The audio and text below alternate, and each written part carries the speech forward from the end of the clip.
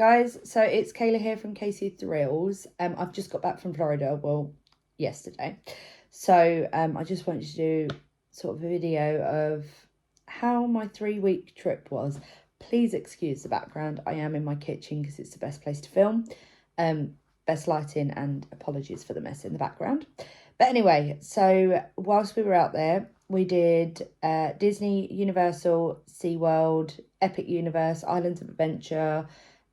We did Mickey's Not So Scary Halloween Party, and we also did Halloween Horror Nights. So we cramped quite a lot in over the last 3 weeks.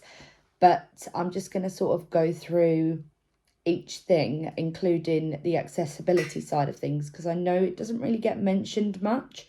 So I do just want to give a lowdown on how it all works and what the situation was, because as we know, Disney have changed a few things. So have Universal. SeaWorld's one I'm going to explain as well, because I also got that while I was out there. But I'll start with how our trip started. So we flew with BA. I'm not a massive fan of BA, not going to lie. But hey, each to their own. I've only ever flown Virgin out there, so it was quite a shock to fly BA.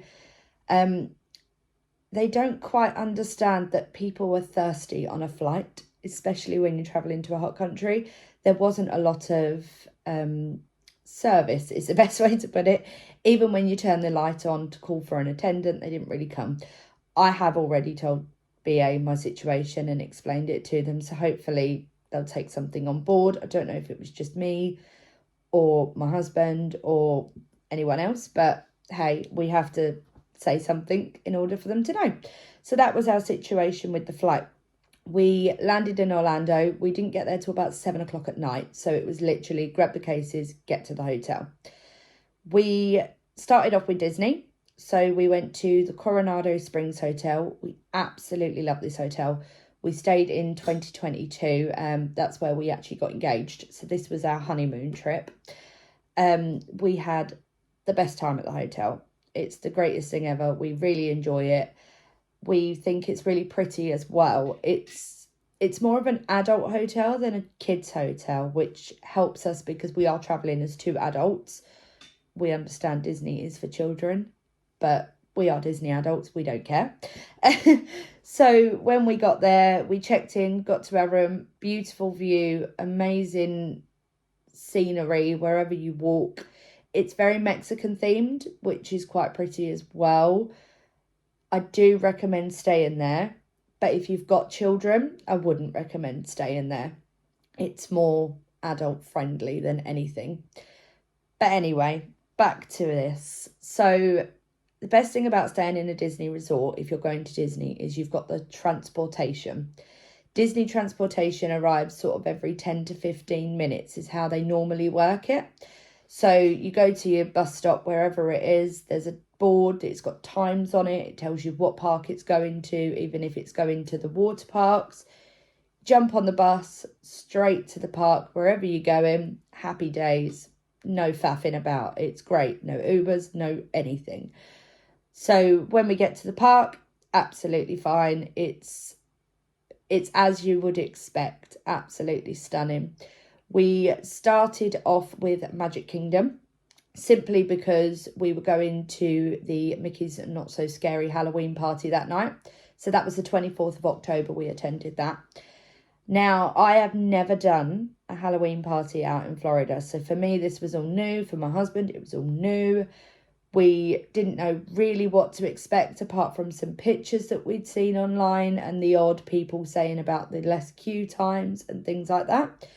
But we thought it would be a very, very smart idea after a 9-hour flight to do from park open to park close. For those who don't know that, that's rope drop. That was fun.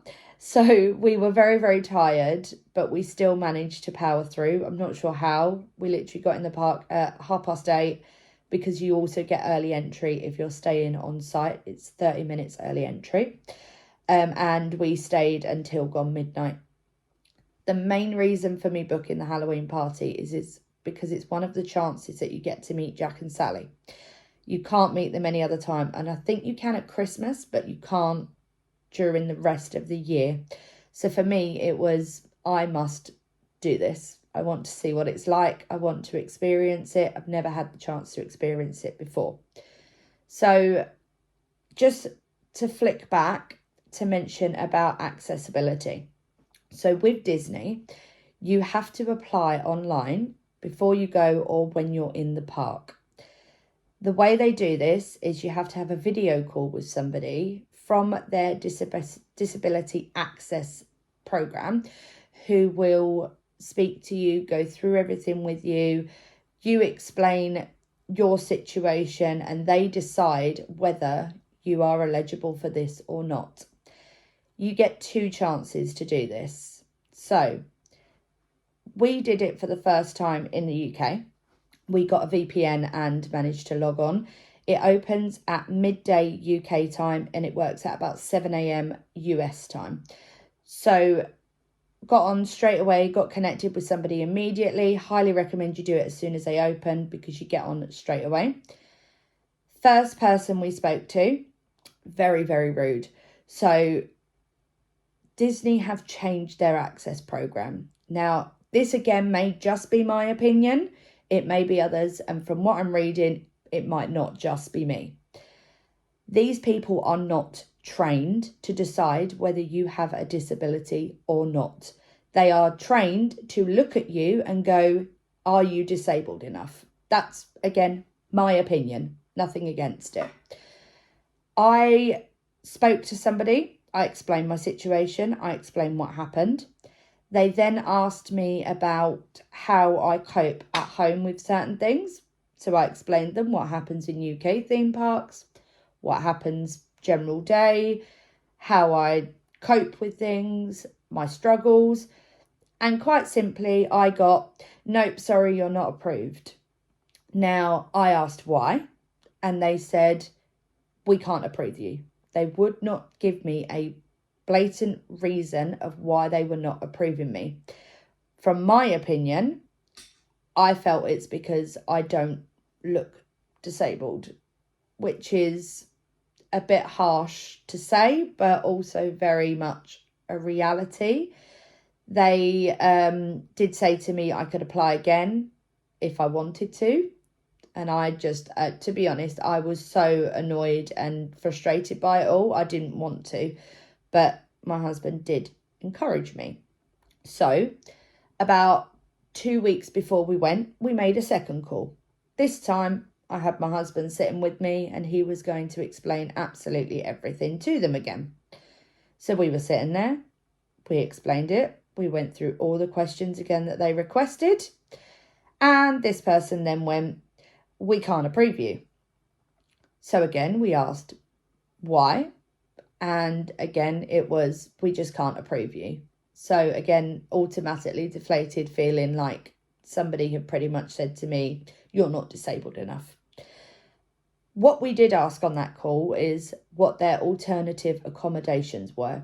So they do recommend that you ask for those. How alternative accommodations work is you go to the queue as you would normally to collect your DAS time, and they then tell you whether they can provide you with a time or not after you have explained your situation. So we had to go to every single ride, every single queue and say, we have not been approved. How can we get alternative accommodations? Because we require them. Again, these people look at you and judge you on how you look and are you disabled enough.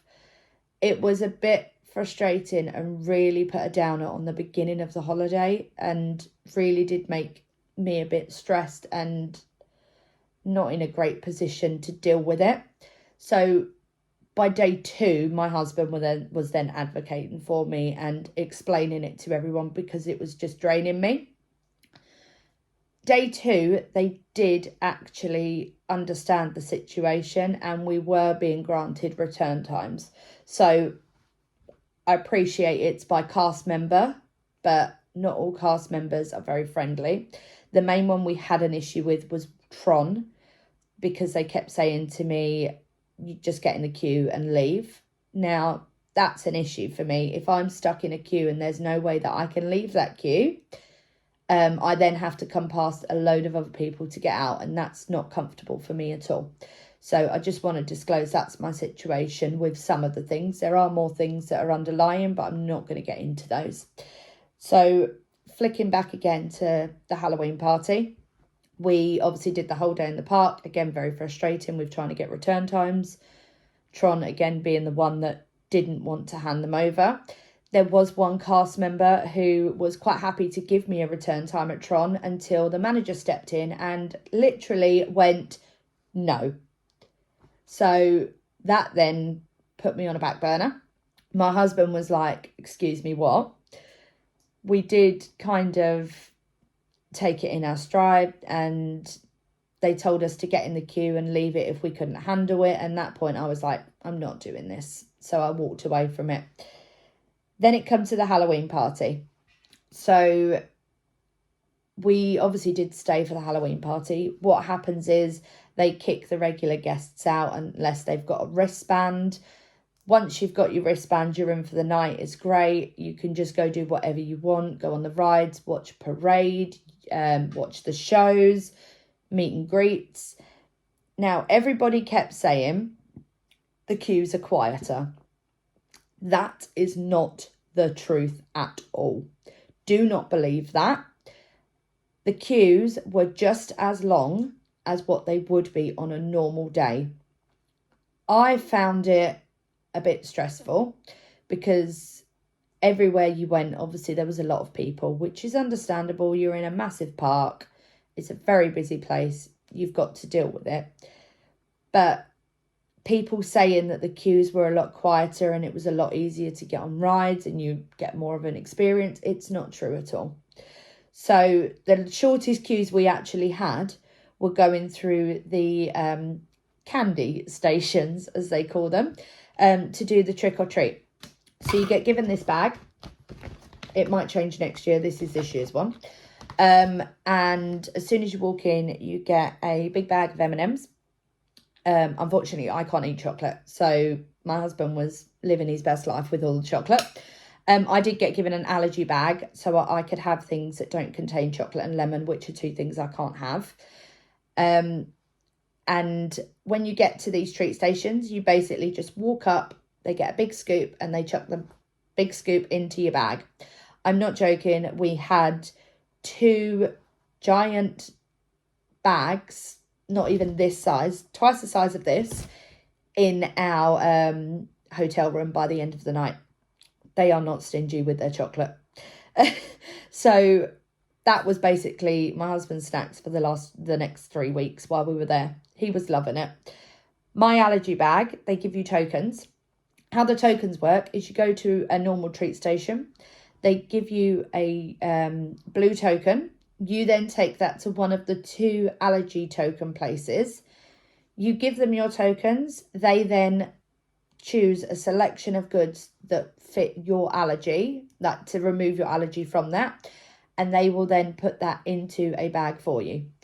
Now, the only issue I had with this is you can go to any normal treat station as many times as you want. You can keep going around if you want, and they will fill your bag up. They will give you your token, done. When you get to an allergy one, you have to hand over all of your tokens, and then they will just fill the bag up.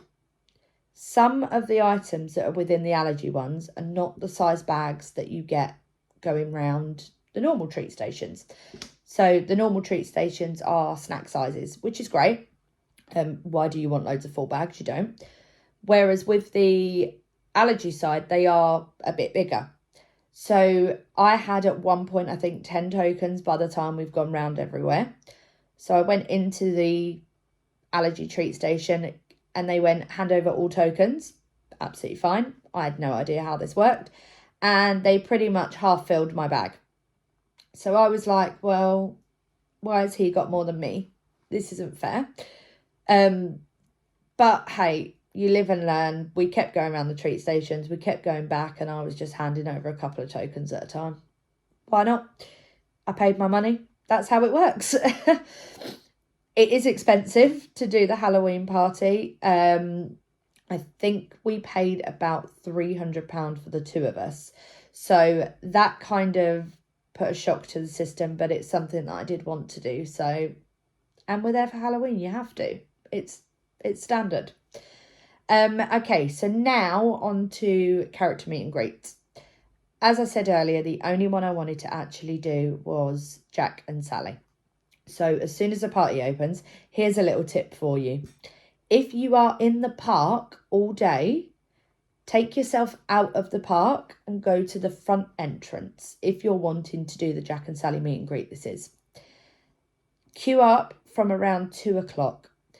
It sounds horrific because the doors don't open till 4, but grab some food, grab a drink, grab more than one drink because it's very hot.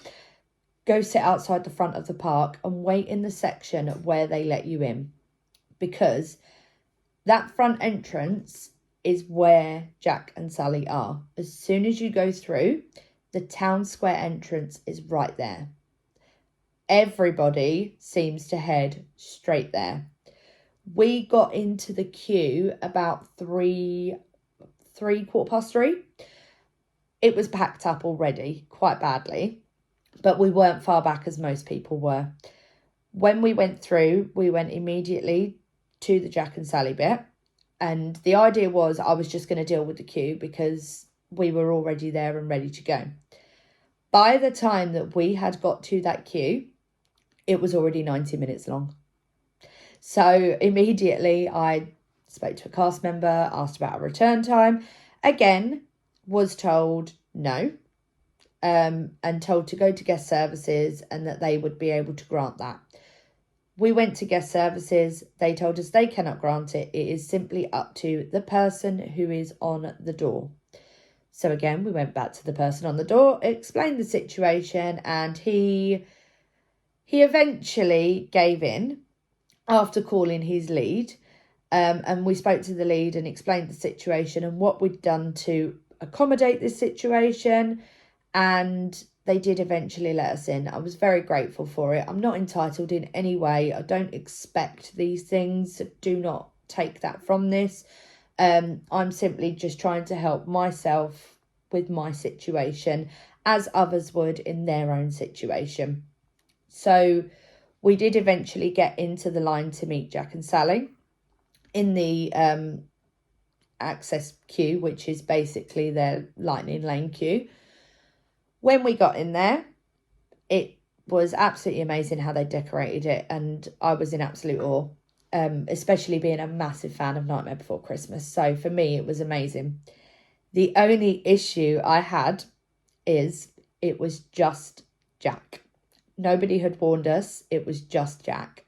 So again, I'm not fussed because I was mega excited and I was actually dressed as Sally. So it worked out perfectly. But I wanted to meet Sally as well. And there was no way I was going to go through the queue again just to try and do it. So we did meet Jack. We had a great interaction with Jack. My husband was wearing an Oogie Boogie shirt that I got him that caused a lot of attention, as it would. He is not the biggest fan of it. So for me, it was fantastic. I loved every minute. Had a great conversation with Jack because he does talk. He does have a conversation with you. It's amazing. We got some great photos and yeah, we had a really good experience, although it was just Jack. But just be aware, if you're going to do it next year, if that's the situation, it may just be Jack and not Jack and Sally. It's more of a heads up. But anyway, after we'd done that, we then decided we would run around and see what the situation is. I say run, we did not run at all. It's painful. We walked and just went wherever we could. The parades, there was 2 parades. I think it was one at 8 and one at 11. We just caught the 8 o'clock parade, I think it was. Now at the beginning of the parade, you have the Headless Horseman come out. I don't know if that's a spoiler, but hey, we saw it and it's over now there, so I don't know if they'll do it again next year. But the Headless Horseman come down Main Street, which was absolutely fantastic. What we did miss was Max as Powerline at the beginning. It depends where you sit. If you are at the top of Main Street where the castle is, you won't see Max. You need to be closer to the entrance than closer to the castle. So if it goes on again next year with this, make sure that you are not near the castle for the parade and you are down by the entrance, because that's where all the special action happens. I was a bit gutted, but I'll explain why I'm not so much in a moment. So when we was watching the parade, absolutely fantastic, great everything going on. It got very, very, very crowded very quickly. So to try and get out of it, I had to find a way out of it. And we did leave sort of halfway through it, so I had a bit more space. We did start going to rides and seeing what the situation was. And queues, as I mentioned earlier, they are not shorter. So there were queues that were an hour long, queues that were an hour and a half. Tron was absolutely ridiculous all night, because why wouldn't it be? It's a great night ride. We did eventually ride it, which was good. But just be aware that if you're going for those rides, because they're shorter time periods, they're not. The standard ones, like It's a Small World, always a short queue because it's constant. So that will be absolutely fine. But like Seven Dwarfs Mine Train was still over an hour long, even with the party going on and the shows and everything in between. So that's just my warning more than anything. What I'm going to do is I'm just going to take a short break, and then I'm going to come back and explain the rest of our week at Disney. Okay, I'm back. Hi. So I hope you enjoyed what was put on before. Whilst I'm asking Charlie to edit this, he's adding in extra things for me so that you can kind of see my experience at the same time. So now we get on to the rest of our week at Disney. As I explained, we are staying at Coronado Springs, so we get the transportation every day, easy as anything to get everywhere. We also had the Disney dining plan included. If you book within a certain time, it's free. With the hotel we're staying in, we should have only had 2 quick service meals per day and a snack credit per day, plus a refillable cup, which you can fill up at your hotel only, just to make you fully aware of that. So with that, what happens is you go into basically the main food hall in Coronado Springs and pick up your cup that you want. On the app, it has absolutely everything on there of how to find out what's on your dining plan still. They will always ask at the till, are you on a Disney dining plan? If you are, they will then remove it from there. So we got a drink cup each. Unfortunately, I didn't bring it home with me because we didn't really have much space by the end of the holiday. So what happens is you then fill your cup up as much as you want whilst you're in the resort. We wasn't in the resort that much, so we didn't really use it that much. However, if you've got children and go to the pool a lot, it's a great thing to have. Do recommend that you pick one up if you've got the dining plan. Then how the rest of the dining plan works is we had to upgrade our dining plan. So we wanted to do a like character dinners and things like that, and I definitely wanted to stay in, like, go into the Cinderella's Royal Table, which is inside the castle. So the idea was we were going to pay that little bit extra. I think it worked out a couple of £100 extra to go and get the table serve credits instead of having 2 quick serve credits. By the time we'd booked it all, we ended up with, for the whole week, this is 7 days of table serve credits, 7 days of quick serve credits, 7 snack credits, and obviously the refillable cup. This is per person. We did not know how this worked because we have never used a dining plan before. The last time we went, they'd stopped the dining plan because of the COVID situation. So we didn't know how it all worked. What we did find out is if you go get a quick service meal, it includes a drink. We didn't realise this. They don't state what drink you can have unless you look on the board and see a small purple square that says DP, which is obviously your Disney dining plan. When we got to the till, they asked us, have you got a Disney dining plan? I said, yeah. She went, okay, what food do you want? So we ordered at Woody's Lunchbox on our second day. And I ordered a grilled cheese, which was absolutely brilliant. And then they asked the drink situation, and we was like, well, what drinks can we actually have? They then turned around and said, you can have any soft drink or any alcohol drink. That confused me because I didn't think that would be included. So, of course, we are adults over the age of 21. We can obviously drink on park if we want to in certain places, and I will come back to that as well. So I ordered a soft drink because I don't really drink myself anyway, so it doesn't faze me. My husband did order an alcoholic drink because he could. He's on holiday. Why not?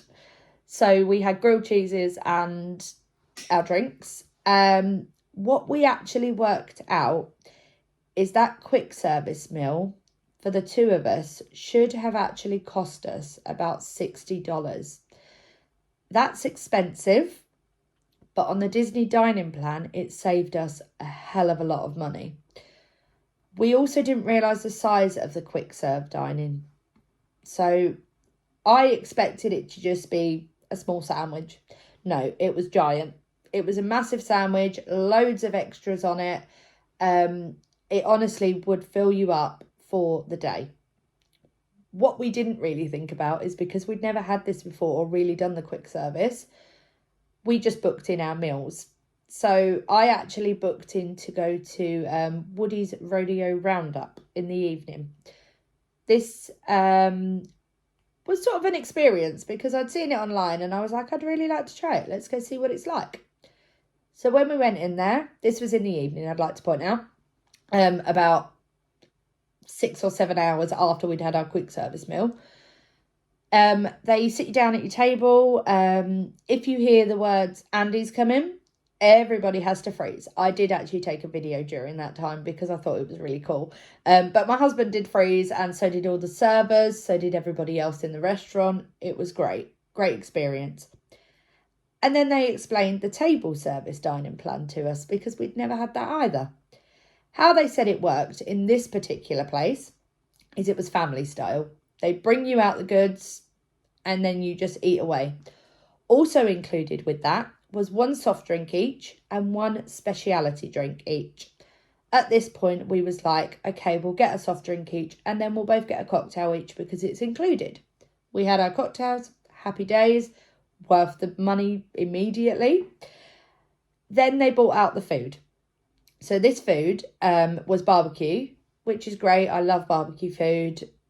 It's all me. I am not joking. The amount of food that they brought out was enough to feed a family rather than just two of us. When the server brought the food out to us, he explained to us, we understand if you can't eat this all. It is normally set for a family of 5. It is just a standard set they have.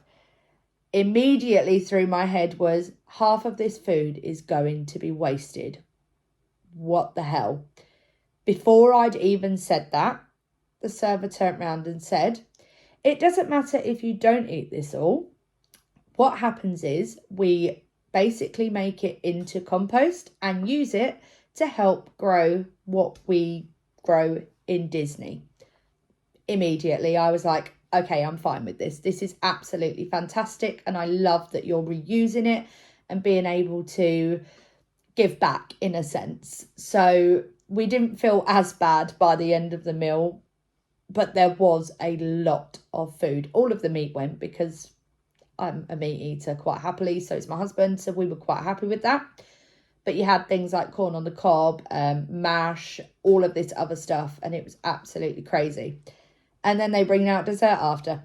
You get a tray of 5 different desserts and you basically chip away at them. They are small, so that was kind of handy because obviously we were quite stuffed from the actual meal. But we did work it out again once we had our receipt because don't be fooled by this either. They give you a receipt and it will show the amount that you have to pay. On a dining plan, they will still do the same. So for me, I looked at it and went, hold up, we're on a dining plan. Why is there a balance on there? The server then said, this is the way that we print our receipts. And then once you've checked it all over, we then process it through the system and you're good to go. Okay, absolutely fine. With Disney, their tips are not included. So you do have to tip on top. Recommended is between 18 and 22%. We do tip. We do understand that these people do not make the money that we would usually make. So we do provide a tip to them. If the service is great, we'll give them a higher tip. If it's not so great, we'll be on the lower end. Service was never terrible in that place. So they always got a higher tip. It was always fantastic. Any pictures you wanted, they'll take them for you. They'll give you a lowdown on absolutely anything you want. It's great. So just remember, the tips are not included. You do have to add those on after, should you wish to tip, which I recommend that you do. So with certain places with the dining plan, they are usually one table service credit. Most of our character dining was one table service credit, apart from Cinderella's royal table. So the reason that we did not book a meal on the Halloween party night is because I needed to save 2 table service credits for Cinderella's royal table. So what we did on the party night is we just grabbed little bits here and there, as you do. We just picked up some bits.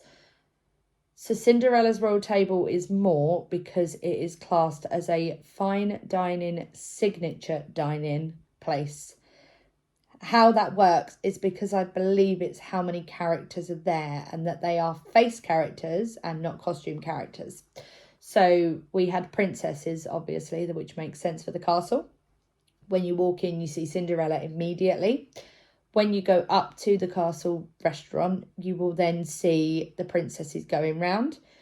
And I believe, off the top of my head, we had Ariel, Merida, and Jasmine.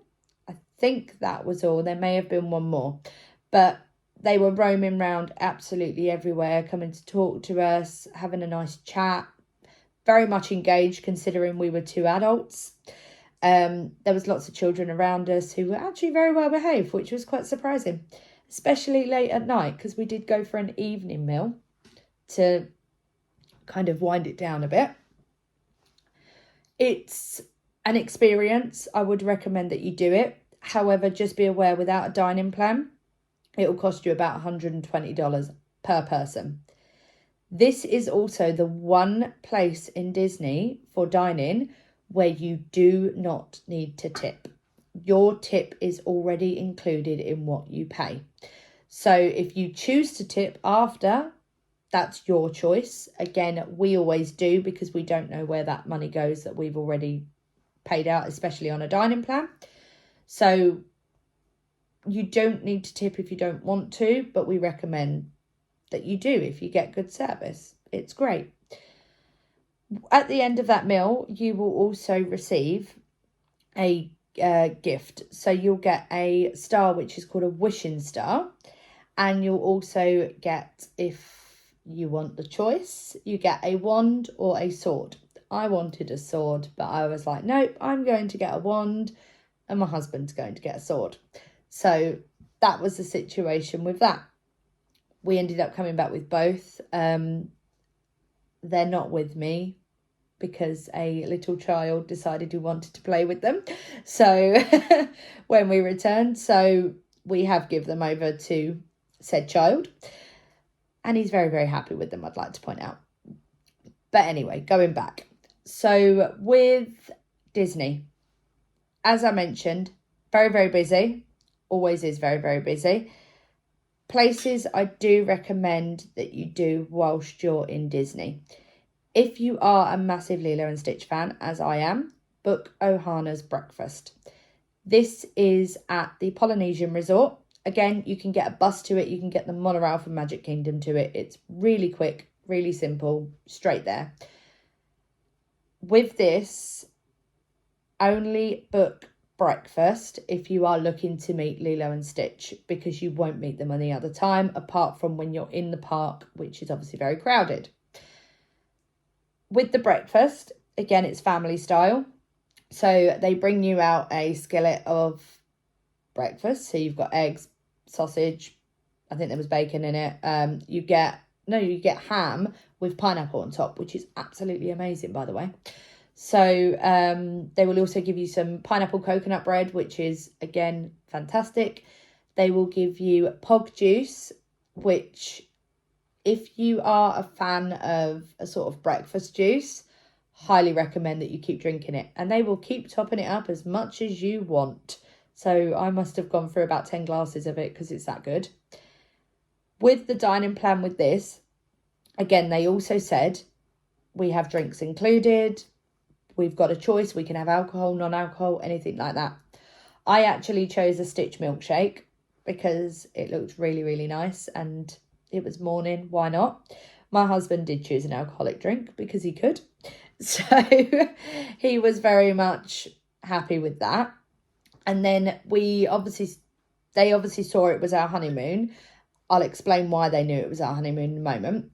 And they came out with some, I may be pronouncing this wrong, but some macaroons, as a gift from Mickey for celebrating our honeymoon. So that was really sweet and what they would call pixie dust.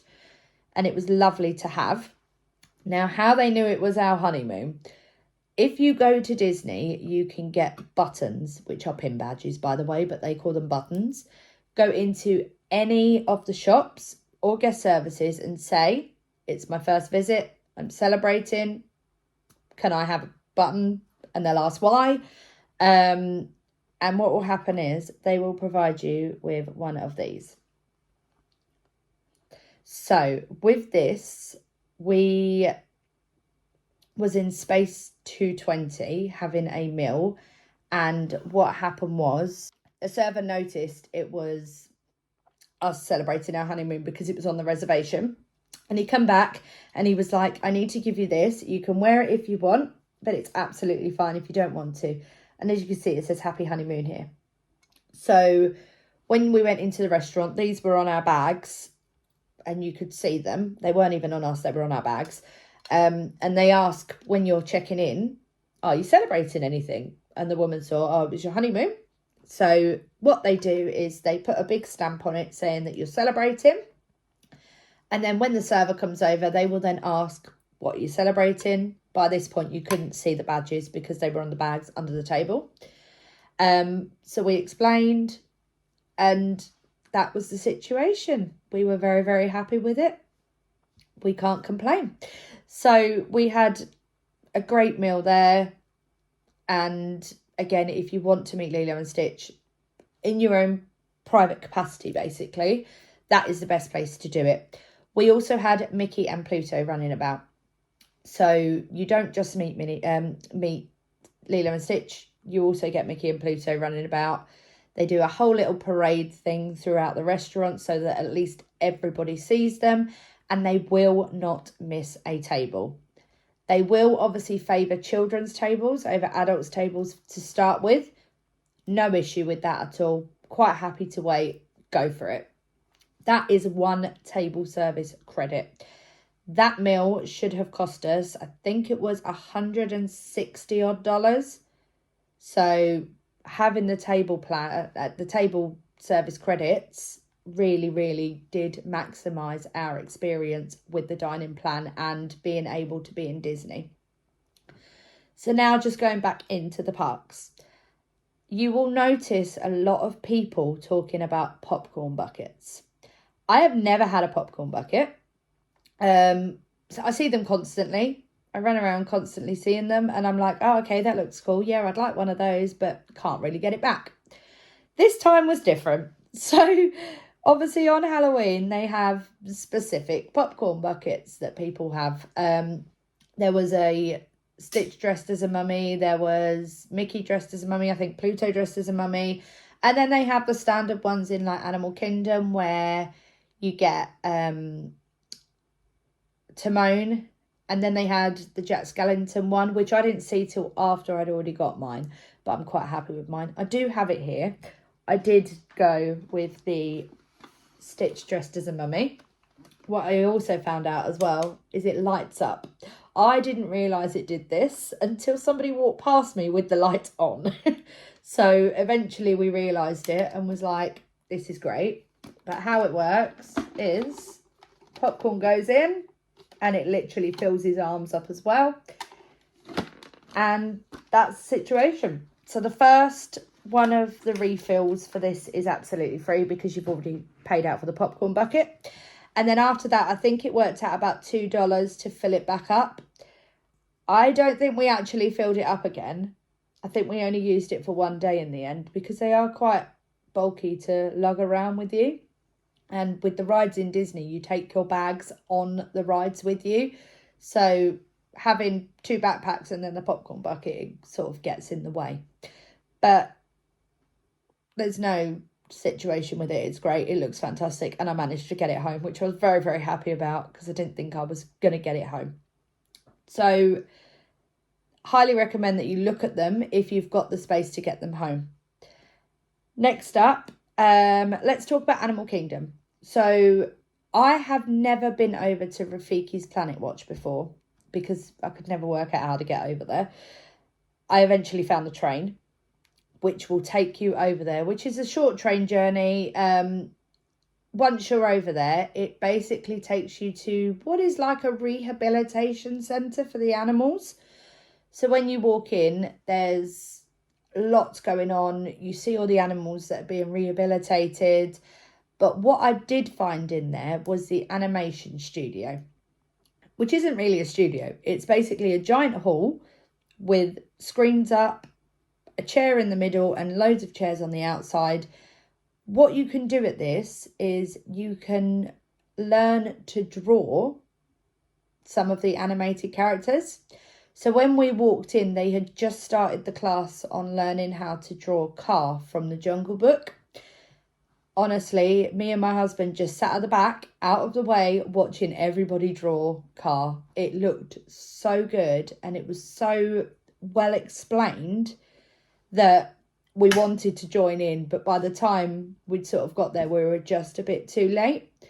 So if you get a chance, I highly recommend that you head over to Rafiki's Planet Watch and just see what's there.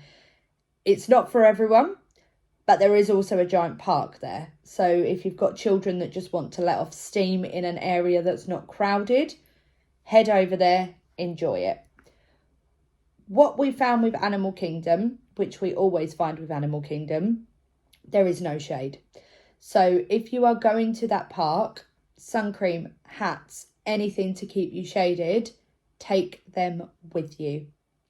It makes sense because it's meant to be like a Forestville, but take something with you. Make sure you've got plenty of water or plenty of drinks. You are going to need them. Also, make sure you do the Lion King show. Do not miss that. Wait about, do whatever you need. Get into that Lion King show. You will not want to miss it. The day we were at Animal Kingdom, the heavens decided to open.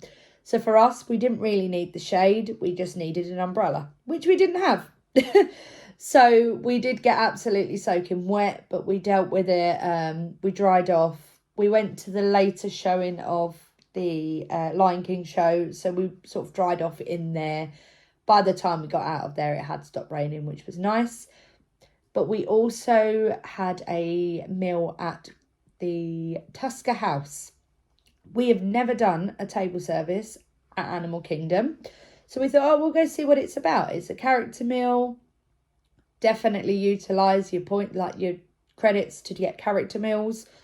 And this was with Donald, Daisy, Goofy and Mickey, I think it was.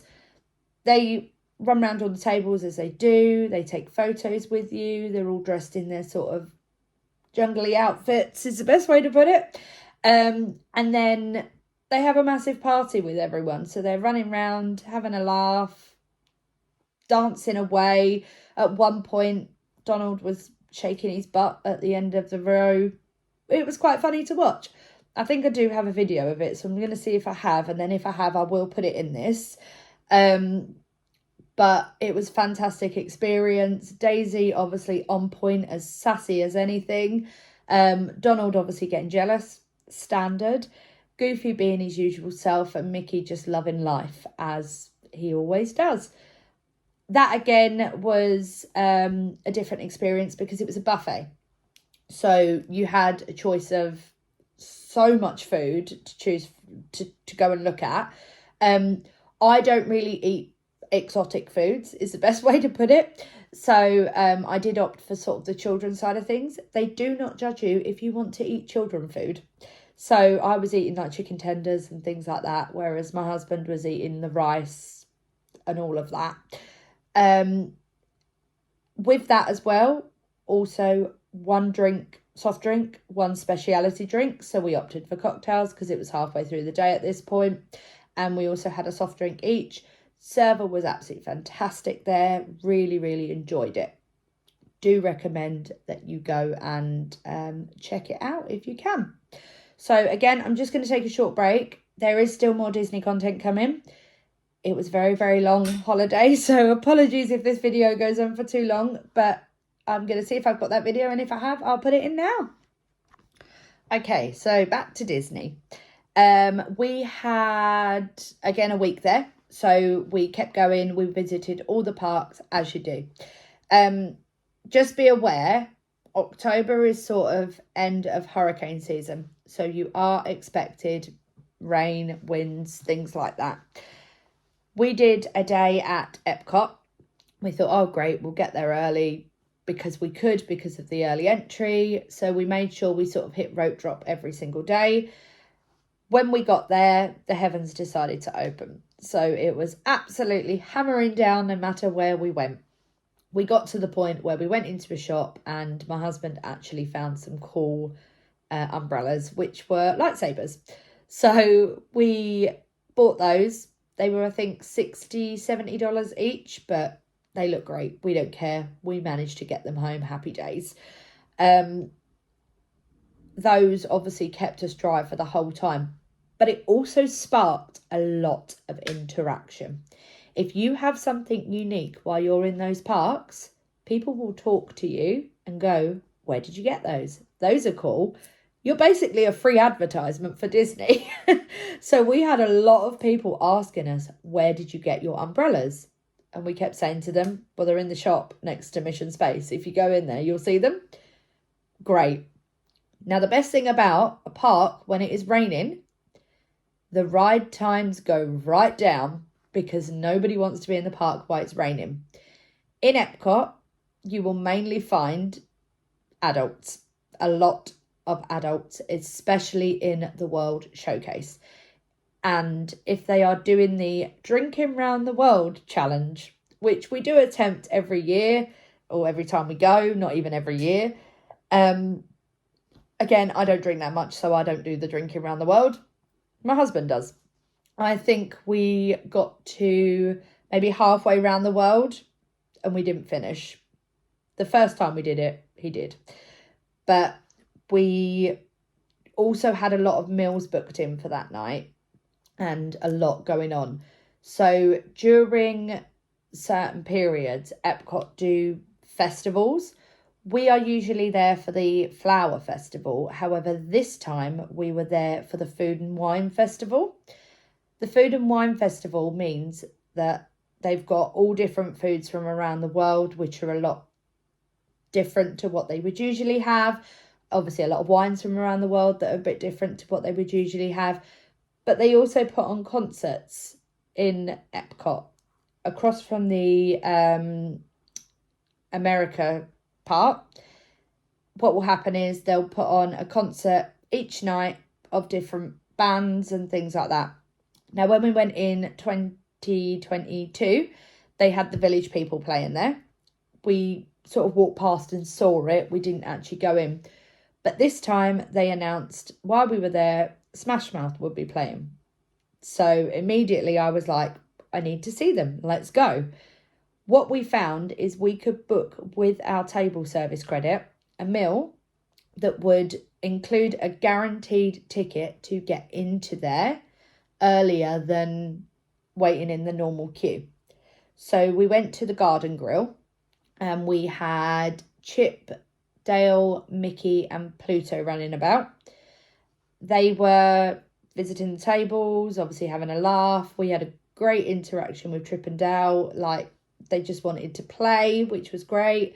It wasn't very busy in there when we went. We went about 3:00 and the concert started at 8. So we thought, okay, we'll time it. So we sort of got a bit of time after to let food go down. How it works in Garden Grill as well, it is family style. So they will just bring it all out to you. And if you want more, you ask for more, they'll give you more. So they brought out our skillet to us, which was actually reasonably sized for 2 of us this time, not 5. And it was basically a roast dinner. Now, I absolutely love a roast dinner, so I was very, very excited to have it. Sam is not so much a fan of a roast dinner, so he was a bit like, I'm not sure. But they had steak with chimichurri sauce on it, which he does eat, so he had that. And they also brought out a bowl of mac and cheese. He loves mac and cheese, so he was very, very happy with that. The roast dinner side of things, though, absolutely perfect. The gravy actually tastes like gravy, which was good, which I do get funny about because obviously I'm so used to gravy at home. It was very different to have it there. On our meal here, again, they asked if we're celebrating. So we told them, yeah, we're on our honeymoon, standard. And then they sat us down.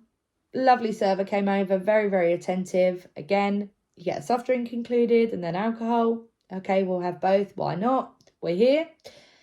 And then at the end of our meal, he asked if we wanted the dessert. And we was like, why not? It's included. And my God, it was absolutely amazing. I think it was called like a strawberry shortcake or something like that. And I love strawberries, so I was happy. I thought it would be a slice. Oh no, he brought out a whole round bowl of this strawberry shortcake for us to share. So we were a bit like, we can't eat all of this, but we'll eat as much as we can. And then the lovely server came over with 2 glasses of Prosecco and said, Mickey would like to wish you a happy honeymoon. These are on him. So another bit of pixie dust, which we didn't expect, which we don't expect at any point during our trip. But it was so lovely to just be able to have that. And the fact that he'd mentioned that it was from Mickey was a bit more special as well. I know obviously they're told to say it, but it was lovely to have that and to have that experience. And then at the end of the meal, we get our tickets and we can go see Smash Mouth at 8:00, which is what we were going to do. After the meal, we sort of noticed it was still raining, so we carried on going. The best thing with getting those tickets for that show is you are guaranteed under seat covering. So if you get in the normal queue, you're not guaranteed that it's covered up.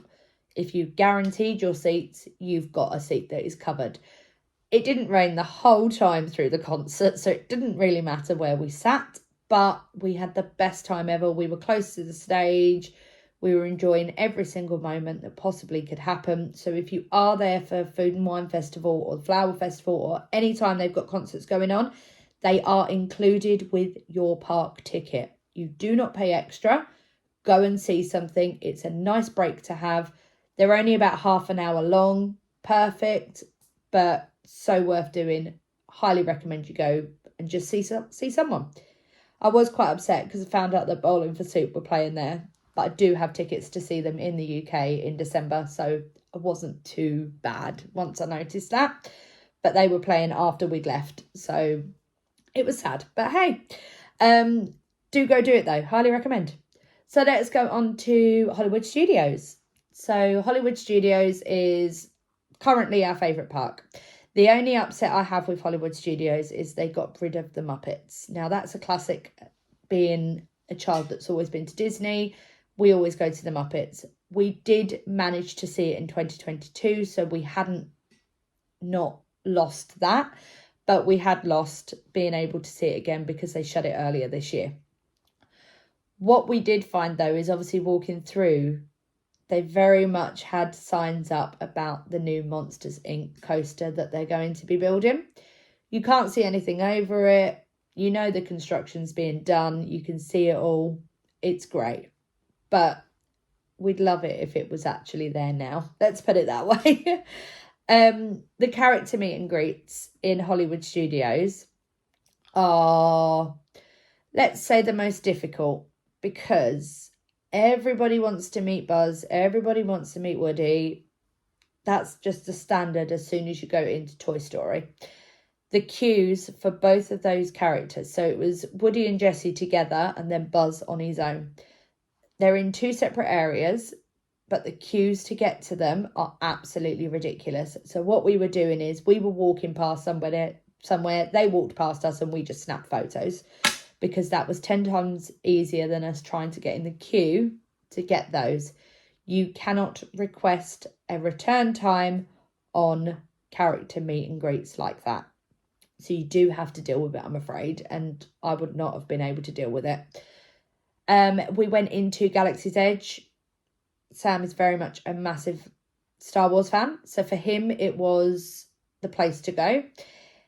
We didn't book in a lightsaber build initially because we were going to do it in 2022 when we were there on May the 4th, but we didn't do it.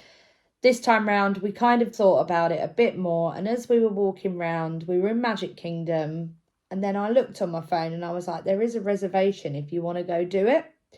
So we managed to get a reservation and we headed over to Hollywood Studios because it was a quick park hop, basically.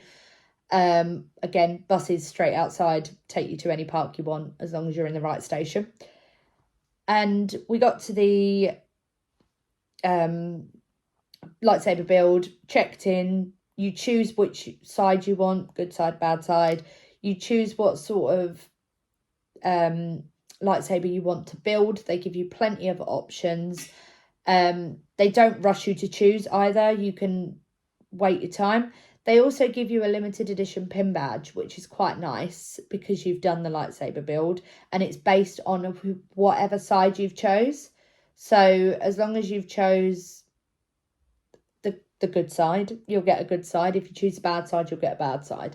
When you go into this experience, it only actually lasts about 20 minutes, I think it was. I filmed the whole thing just for a memory for Sam. I filmed him building it. I filmed everything that was going on.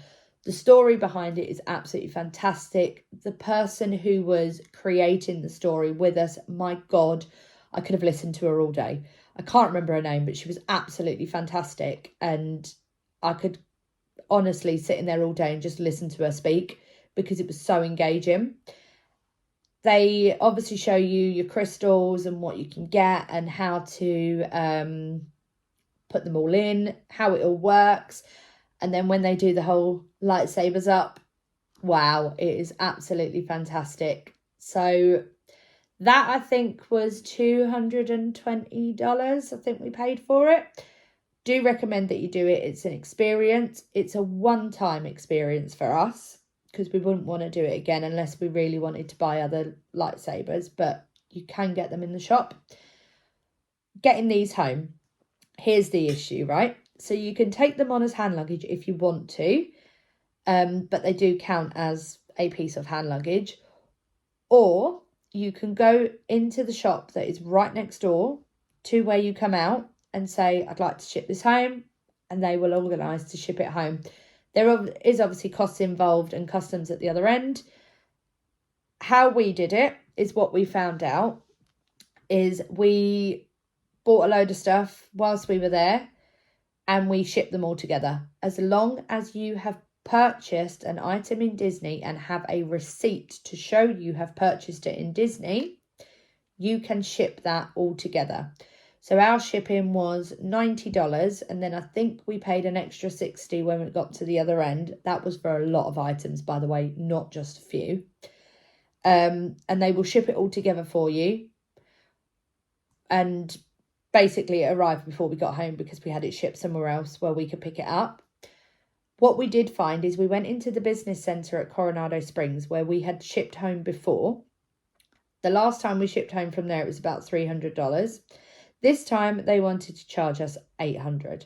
So what we do recommend is if you're purchasing in Disney, take all of your receipts, take all of your items, even if you just grab them for a day and take them, go straight to one of the shops, give them all your receipts and say, I want to ship all this home. It is so, so much cheaper. We ended up doing about 3 different shipments. The shipping price depends on how much of the items that you've got, obviously, and how much you've spent on the items. So to cover the insurance. So we do recommend obviously doing it in one go. It is a bit better. But yes, so definitely ship your items back if you can. It is 10 times easier.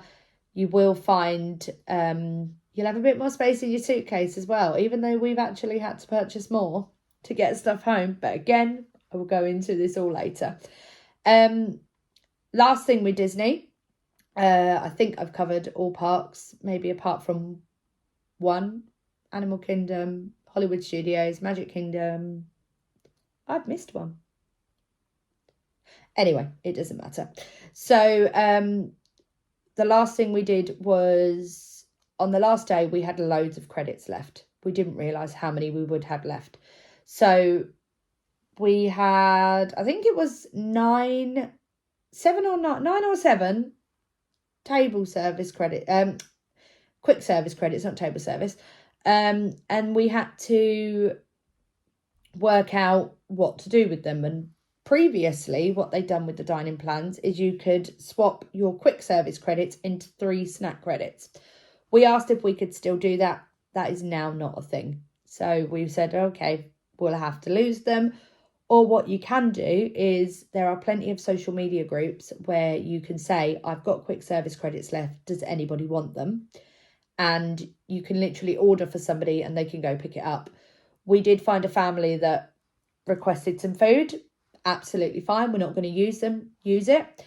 And they ordered a family style pizza to their hotel with drinks included. And that was that.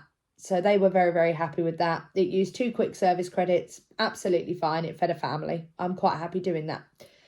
With the snack credits, we had maybe 7 left. We didn't actually use that many of them. But we did obviously get ice cream bars and things like that while we were walking around. So we wondered what to do with them. We decided to go into the shop at the hotel just to see what snacks they had. And we actually ended up with all of this. So I'm about to show you them one by one. I do apologise. There's 5 sitting here, I think. So we got some of these, which were included as a snack credit. They should have cost about $8, $9. So very, very worth it. We got some, I think we got 2 packs of these. Yeah, 2 packs of gummy worms. We got some fruit gummies. They're all Disney branded as well. We got some gummy bears, Disney gummy bears. And we did also get some lollipops. But again, someone little's got those. So, because they were a present for him. But again, that really should have cost us about maybe $60, $70 for all of that. And we ended up getting it for free, technically, because it was included within our dining plan. On the snack credits, you can get things like ice creams, drinks and popcorn and pretzels and things like that. We did use a snack credit in Epcot. That was the other one I missed. I did cover that. We did go into Epcot and we bought a cinnamon bun, which was Mickey shaped. It was huge. And I think it should have cost me about $12. So I was quite happy with getting that for free. And Sam had a pistachio macaroon, whatever you want to call them, which actually I tried a bit of and was tasted so, so good. So do recommend, if you've got the dining plan, make sure you utilise your snack credits. If you're wanting to bring some snacks back, save them, which is exactly what we did. But again, I'm going to take another break and then we are going to head into Epic Universe for our next stop. Okay, so I'm back now to talk about the Helios Hotel and Epic Universe. So we originally was not staying in the Helios. We was actually staying in Cabana Bay. However, we did decide to upgrade. Again, it was our honeymoon. Seemed fitting. Why not? And we was going into Epic Universe with our ticket. And we also bought 4 extra days. So we had 5 days in Epic Universe the actual park in total, as well as staying on in the hotel. And how that worked is, I'm going to explain it all to you. Helios is absolutely stunning. We originally was not booked in a Park View hotel room. However, Sam decided to be cheeky and just say to them, any chance you've got a Park View? Our first time here, we just want to see it. We got to the hotel about 9 o'clock in the morning. We wasn't expecting to check in that early, to be honest. It might have just been a bit later than that, actually. And the woman was like, actually, I have a Park View room that is ready for you right now. So we were like, okay, thank you. So they got our bags, they got us sorted, they brought them up for us. We had a very lovely gentleman who brought the bags up for us and told us all about the park.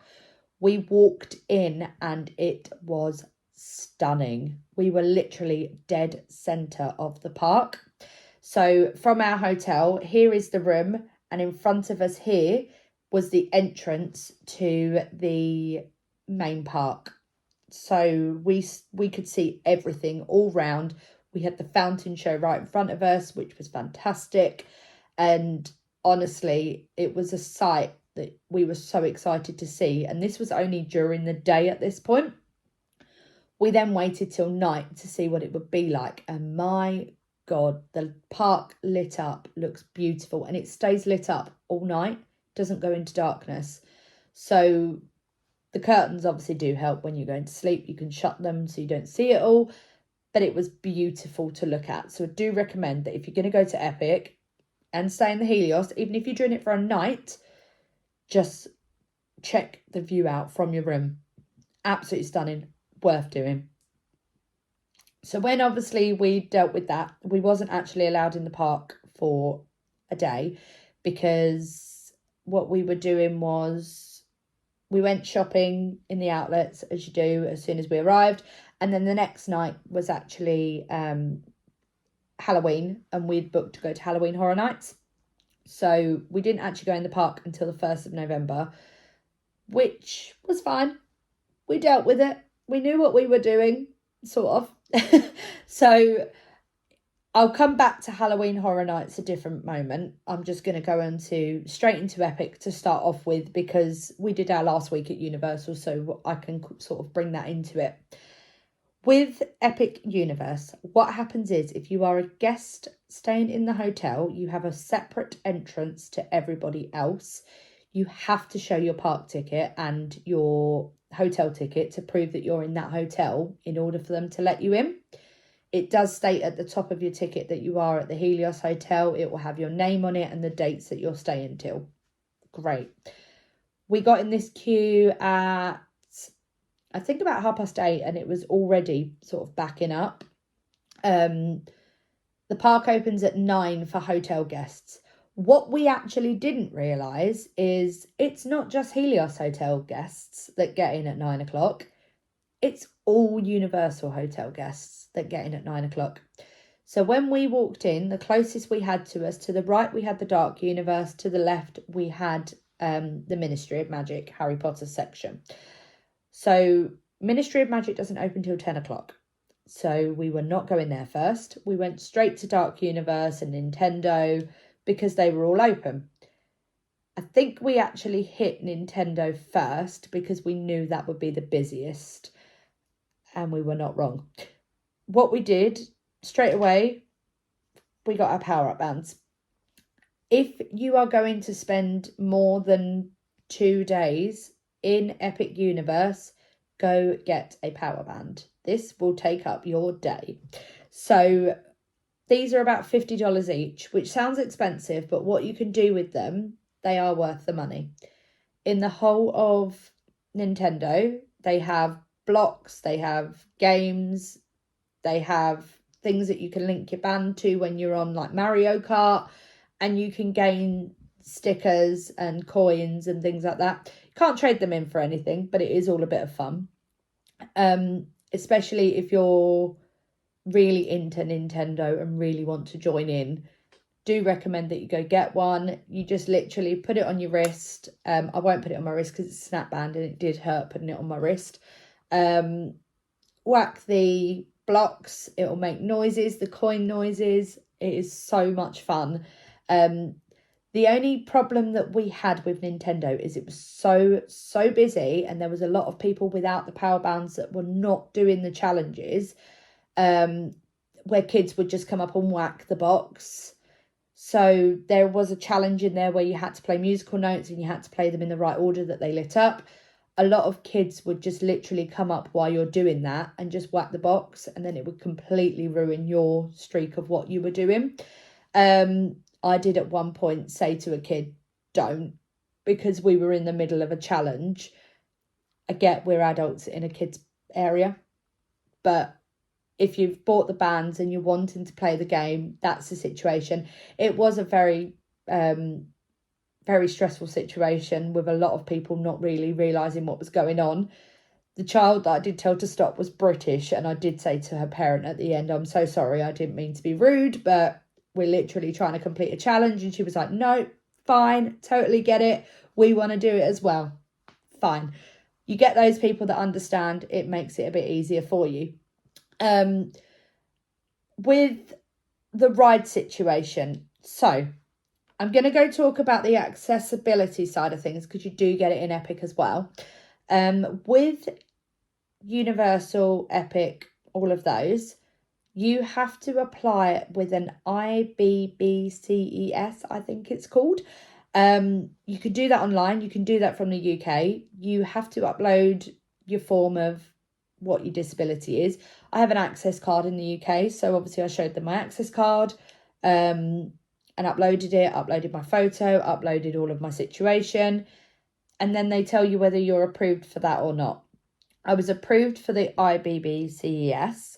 However, you then have to speak to Universal after so they can accommodate your accommodations, basically.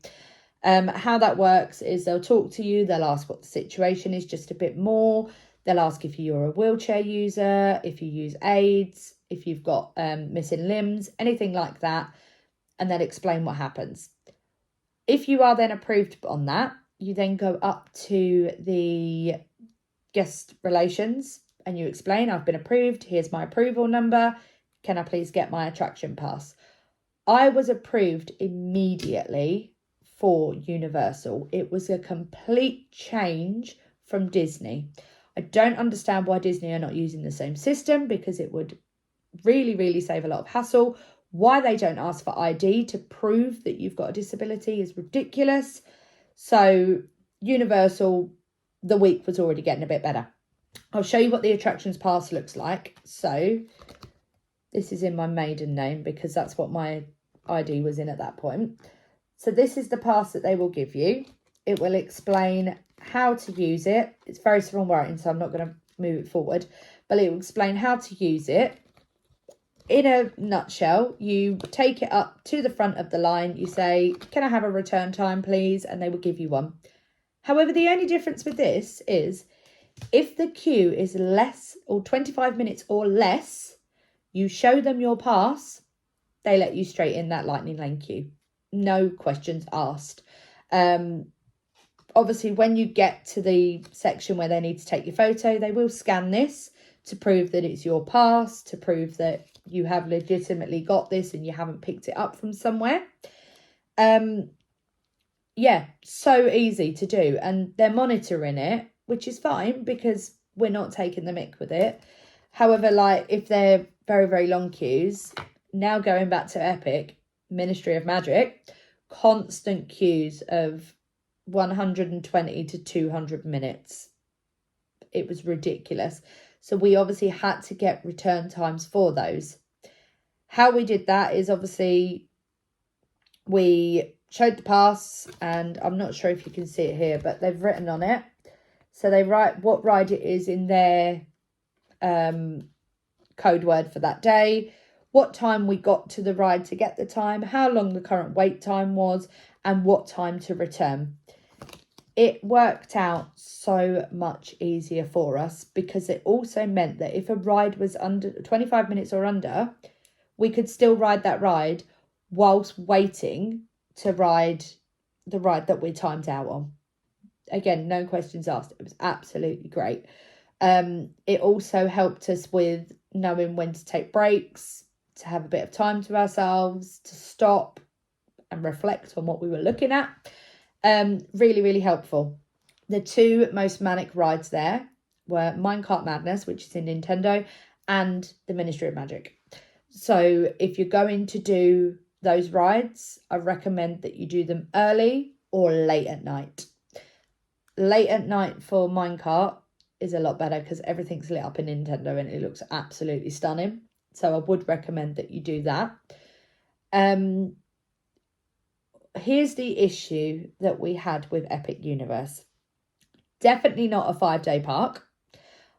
If anything, it's 3 days. But every single ride liked to break down a lot. So every time we sort of went to go to Mario Kart, for instance, 3 times it took us to get through there before it finally decided it was going to work. And every time we got to the front, they'd scanned my pass. I will give them their dues. If they had scanned the pass and then they removed you from the queue, they do give you an express pass to go back.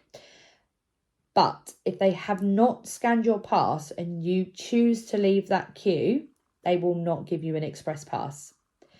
We were misinformed the first time and we said to them, look, we can't wait in this. How long is it going to be? What's the situation? And they said, because we had this pass, we could go downstairs, go to the front, and they will give us an express pass to come back. Fine. We did that. We were told we were misinformed. They were very generous and did give us express passes to go back, as much as we don't really need them, but we would have got timed out again if we did go back when we did. So we went back in again, used the express pass, and again, the ride broke. But at this point, we had scanned the express pass, so they gave us another express pass to come back again. Third time lucky, we eventually got on the ride. Happy days, enjoyed it. We did ride the Mario Kart quite a few times because Power Up Band gave us lots of challenges that we found. So we thought we need to keep riding it in order to get our challenges up. Great little addition. You have to scan it on the car before you leave, otherwise it doesn't register that you're in the car. So beware of that as well, because we didn't realise that the first time. We went on to all of the rides. I think we rode absolutely every single ride in Epic Universe, which was great to do. One of my favourite areas. Now, I am not a huge fan of How to Train Your Dragon, but I am a fan of it. We went into the Isle of Berk and it was unreal how they had themed it. Everything that was going on there was absolutely amazing. If you are wanting to meet Toothless, 9 o'clock when those doors open, if you're staying on site, go straight to the Isle of Berk and sit outside that portal until 10 o'clock when it opens. Do not arrive late, otherwise you will be in a queue for at least an hour minimum. I think it was more looking at an hour and a half by the time we'd got out of it. So we went straight to meet Toothless one day because I was like, I need to do this before we leave. It looks fantastic. I want to experience it. One of the best experiences I've ever done. So go do it. We were about 6th in queue, maybe 7th by the time we got there because everyone was running. I can't run. It wasn't happening. So I took a nice slow walk there, got in the queue, met Toothless. Absolutely brilliant. Just go do it. One thing not to miss in the Isle of Berk is the Untrainable Dragon show. I was in absolute awe of how they've managed to do it. Sam does not like musicals, does not like shows with music, anything like that, apart from concerts. Beware, there are a lot of songs in this show. So I was very happy with it. He was not so much. So if you're going to go see it, just beware that there are quite a few songs on there. But definitely go see it. We also saw the show in the Harry Potter area. Very, very long-winded. Great. Amazing to watch. Really enjoyed it. But the whole beginning part of it is so long-winded that you are standing about and my legs can't take the standing. So just beware that you will be standing about and then moving in and then moving to a next room. But it is it is fantastic and worth watching. And there's a little secret hidden gem at the end of that. When you come out of that show, there is a little stall, tiniest thing ever, that has exclusive items from that particular show. So do take a look at it when you come out. You never know what you might find there. Going into the Harry Potter area, we did decide to get some wands. So Universal do an offer that if you buy a $500 gift card, you get a free wand. So what we did is we're going to spend $500 anyway. So we put $500 on the card and we got a free interactive wand, which was great. It meant that we could actually go ahead and do what we needed to do within the parks, because it doesn't just work in Epic, they also work in Universal and Islands of Adventure as well. So we went into the one shop in the area we were in, just to have a look at what wands they've got. There are exclusive wands for Epic Universe in that Harry Potter area. There was one, I can't remember what one it was, but there was one that was white. It was really, really pretty. I was going to purchase it, but I didn't, because I'd already got very, very many wands. I think we ended up coming back with about 6 wands. So just obviously beware when you go into that area, there are exclusives. Keep an eye out for them. But when we was in the shop, we met, I think it was Madame Cosme, who had a chat with us, and honestly, the experiences of the conversations that you get with these characters are absolutely fantastic. She was engaging, she was enjoying it. She was like, have you seen this? Did you know if you do this, you can see something completely different? So there's a Revelio spell that we didn't know about. And she was like, if you go to this area and search for this thing, it won't be on the floor where you would normally find it. But if you do a Revelio spell, you will see something be revealed. And by all means, we was like, okay, let's try this. We found it, we done it, and I won't spoil what you will find, but definitely go do it. Just try it out if you're in there. Get an interactive wand. It will keep you entertained for hours. Not as much as Mario, I will point out. It's all very, very, very well themed. Now, the only issue I have with that is there is one ride and you cannot get into the Ministry of Magic unless you are entering that ride, from what I can see. I may be wrong. If I'm wrong, tell me I'm wrong. But we got into the Metro Flea Station. Again, I really wanted to travel by Flewfounder to see what it was like. We did get a video of me going through it. I don't think it was filmed the right way, so I can't put it in this, I don't think. But we could try. But you go through the Metro Flea, and as soon as you're in the next part, you are in the queue for the Ministry of Magic. You can't really get out unless you duck under some railings. The whole theming of the Ministry is insane. It looks beautiful. It's so well thought out. I don't know why the Americans are doing it better than us, considering it's a British film. But hey, everything going on there, fantastic. Even if you just do get in the queue for the ride and just want to see the queue, just do it. But it would be nice if you could enter the Ministry without having to be in the queue line. So there's a lot going on, but go ride it. Get there early. Again, that doesn't open till 10, so get there as early as you can and just get in. That is where most people end up, by the way. They will more likely be in Isle of Burke or Ministry, but mainly in the Ministry. So take it all in and just go. Then we headed over to Dark Universe. Now, we love horror films, things like that. We love old style Frankenstein, things like that. So Sam was really excited to go in there. Immediately when we walked in, we had the Invisible Man walking about. Igor was walking about. We went straight to Monsters Unchained because that was the one ride that we wanted to see what it was like, because we'd heard so much about it. The animatronics are fantastic in that. There's only one bit where you can sort of see what's going on that I did notice. It may just be where I was sitting. It will throw you about a lot. It's a lot of back, forward. And we only had maybe one or two experience. We did ride it quite a lot, but we only had one or two experiences where it did break down whilst we were on it. So literally right at the end of the ride, just before we were going back into the loading station, it broke down. All the screens went off and we were like, oh, we've just completely missed the end of the story.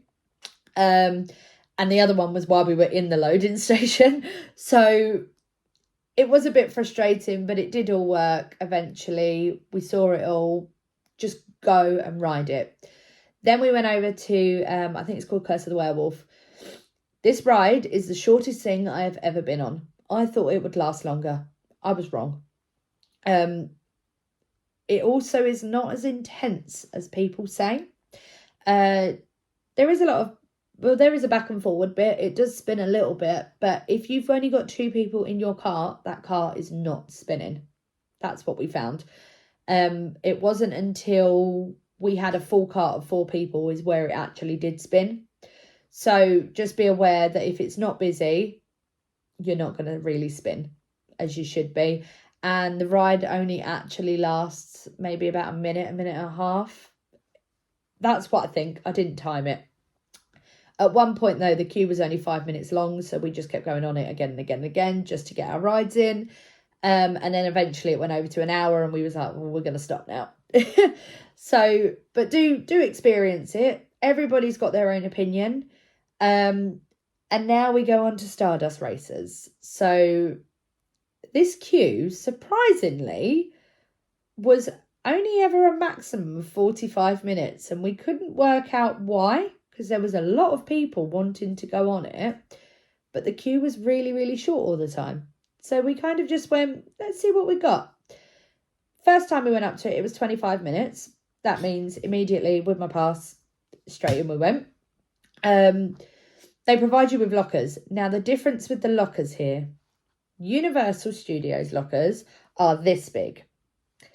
Epic Universe Studio lockers, or Epic Universe, yeah, lockers are actual sized.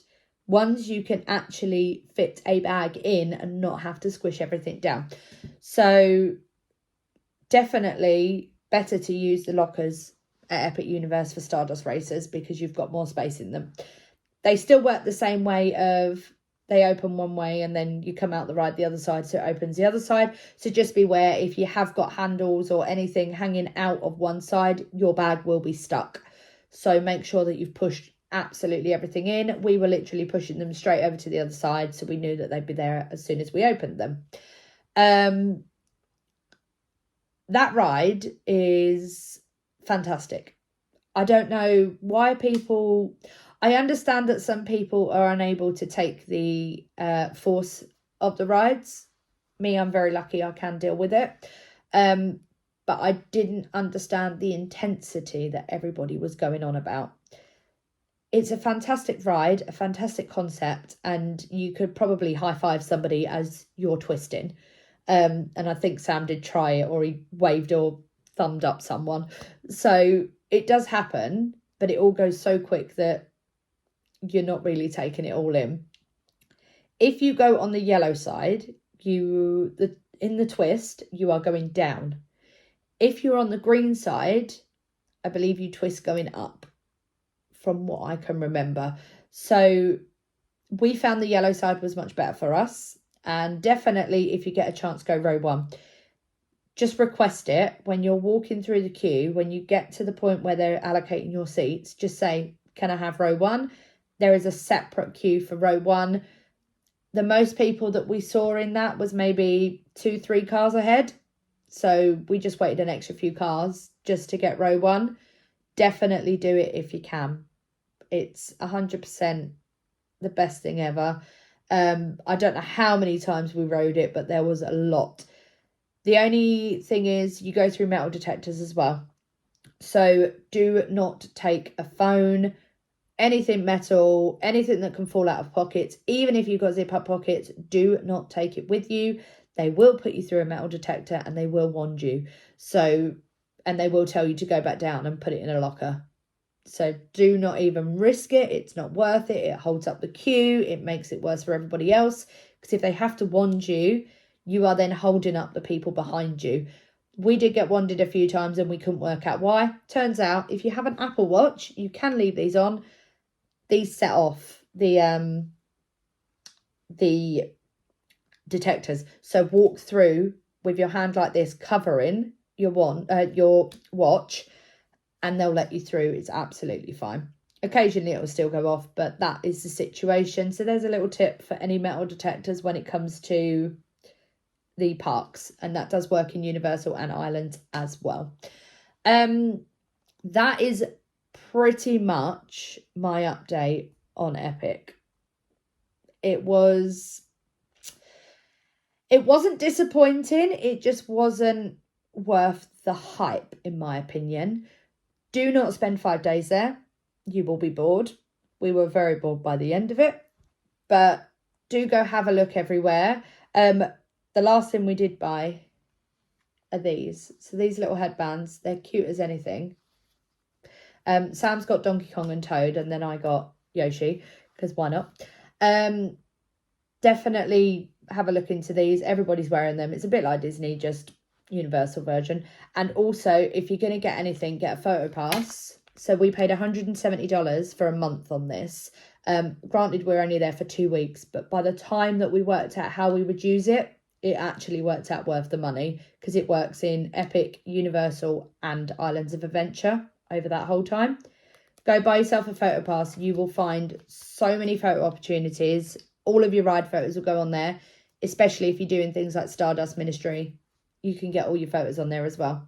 But yeah, that is pretty much it. I'll be back again soon and I'll talk about Universal.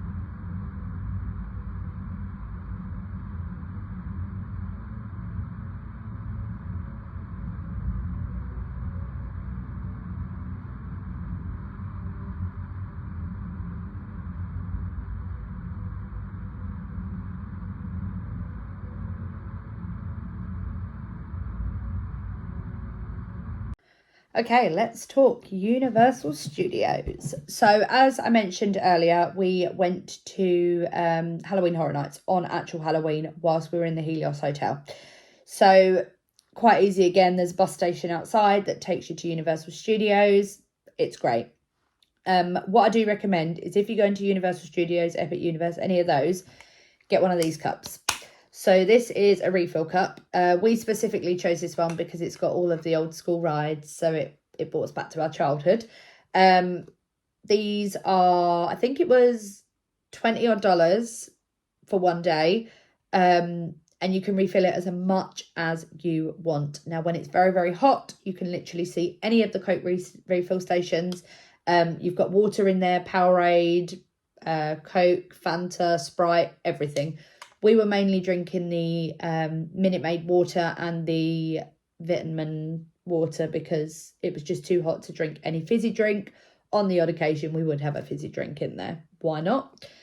We just buy one cup and do that between the two of us because you can refill them pretty much every 10-15 minutes, I think it is. So we were just walking around, drinking a cup. There's another, we'll fill it up again. If you want to refill it after, so on other days, I think it was $13 with the tax included, just pay the $13. In Disney, we were paying $6 for a bottle of something each time per person. Just pay the $13 a day. So worth it. Absolutely do recommend it. Obviously, I've mentioned about the photo pass as well. Highly recommend that you get that too, because it's definitely worth your money when you realise how many photo opportunities there actually are.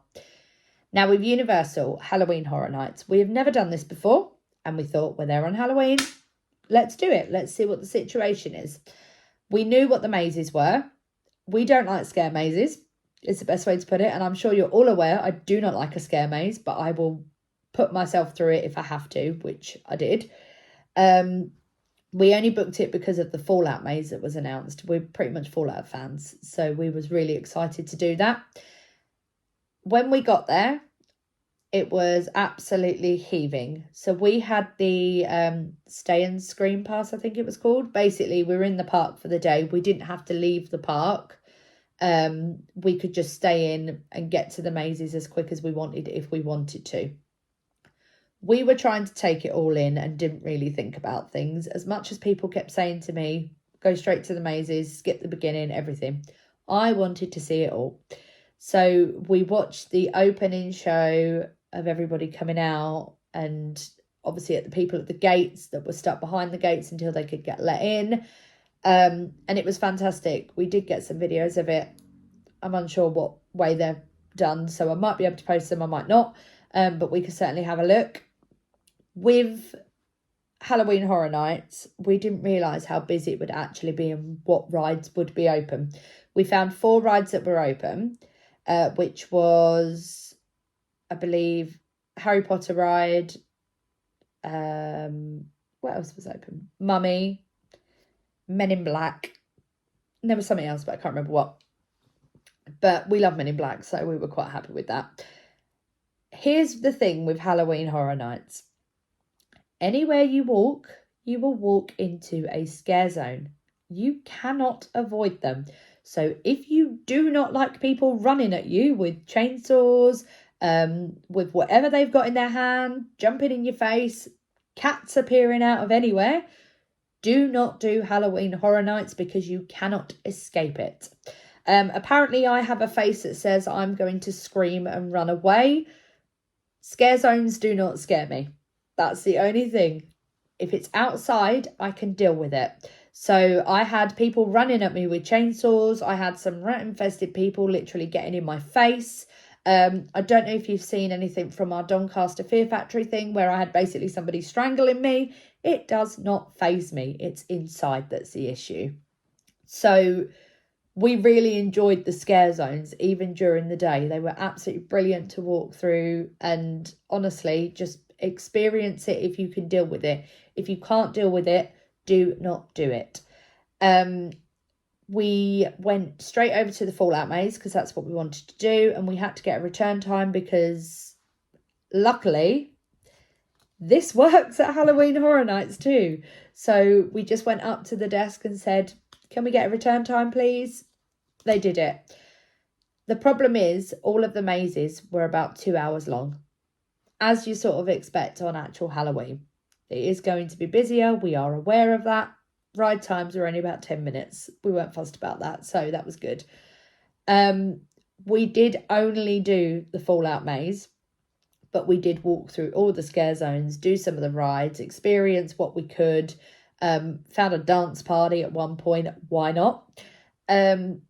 It was very, very interesting to see.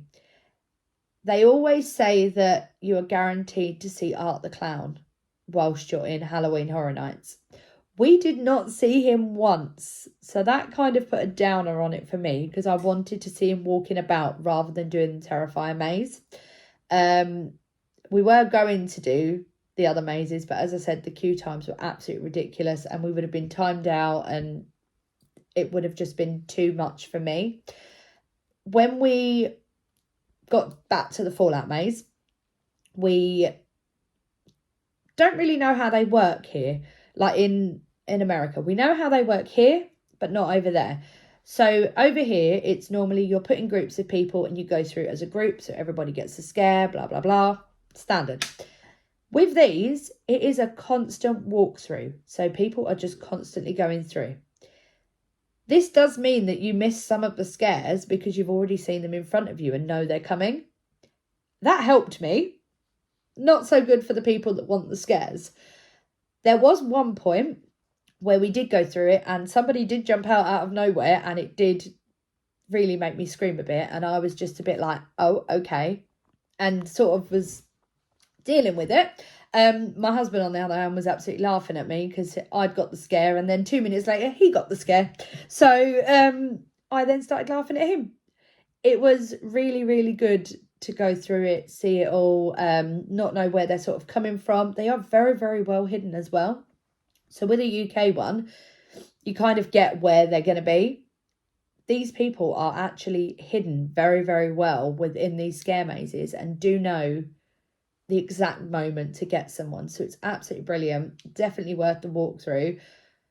When I come out, I was quite relieved that I'd actually gone through it. And I was messaging a few friends going, I've actually done it. I've done it. I've gone through. So I was very excited about it. But it's just, if you want something where you're in on your own, I wouldn't recommend that you go to those because they are just constant walkthroughs and you might find that you lose something from it.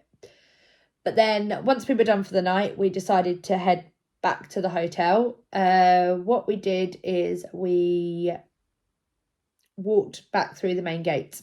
Now, walking back through the main gates, there are statues of each specific maze. So you had the Five Nights at Freddy maze statue, you had an Art the Clown one, you had Fallout, you had all of that.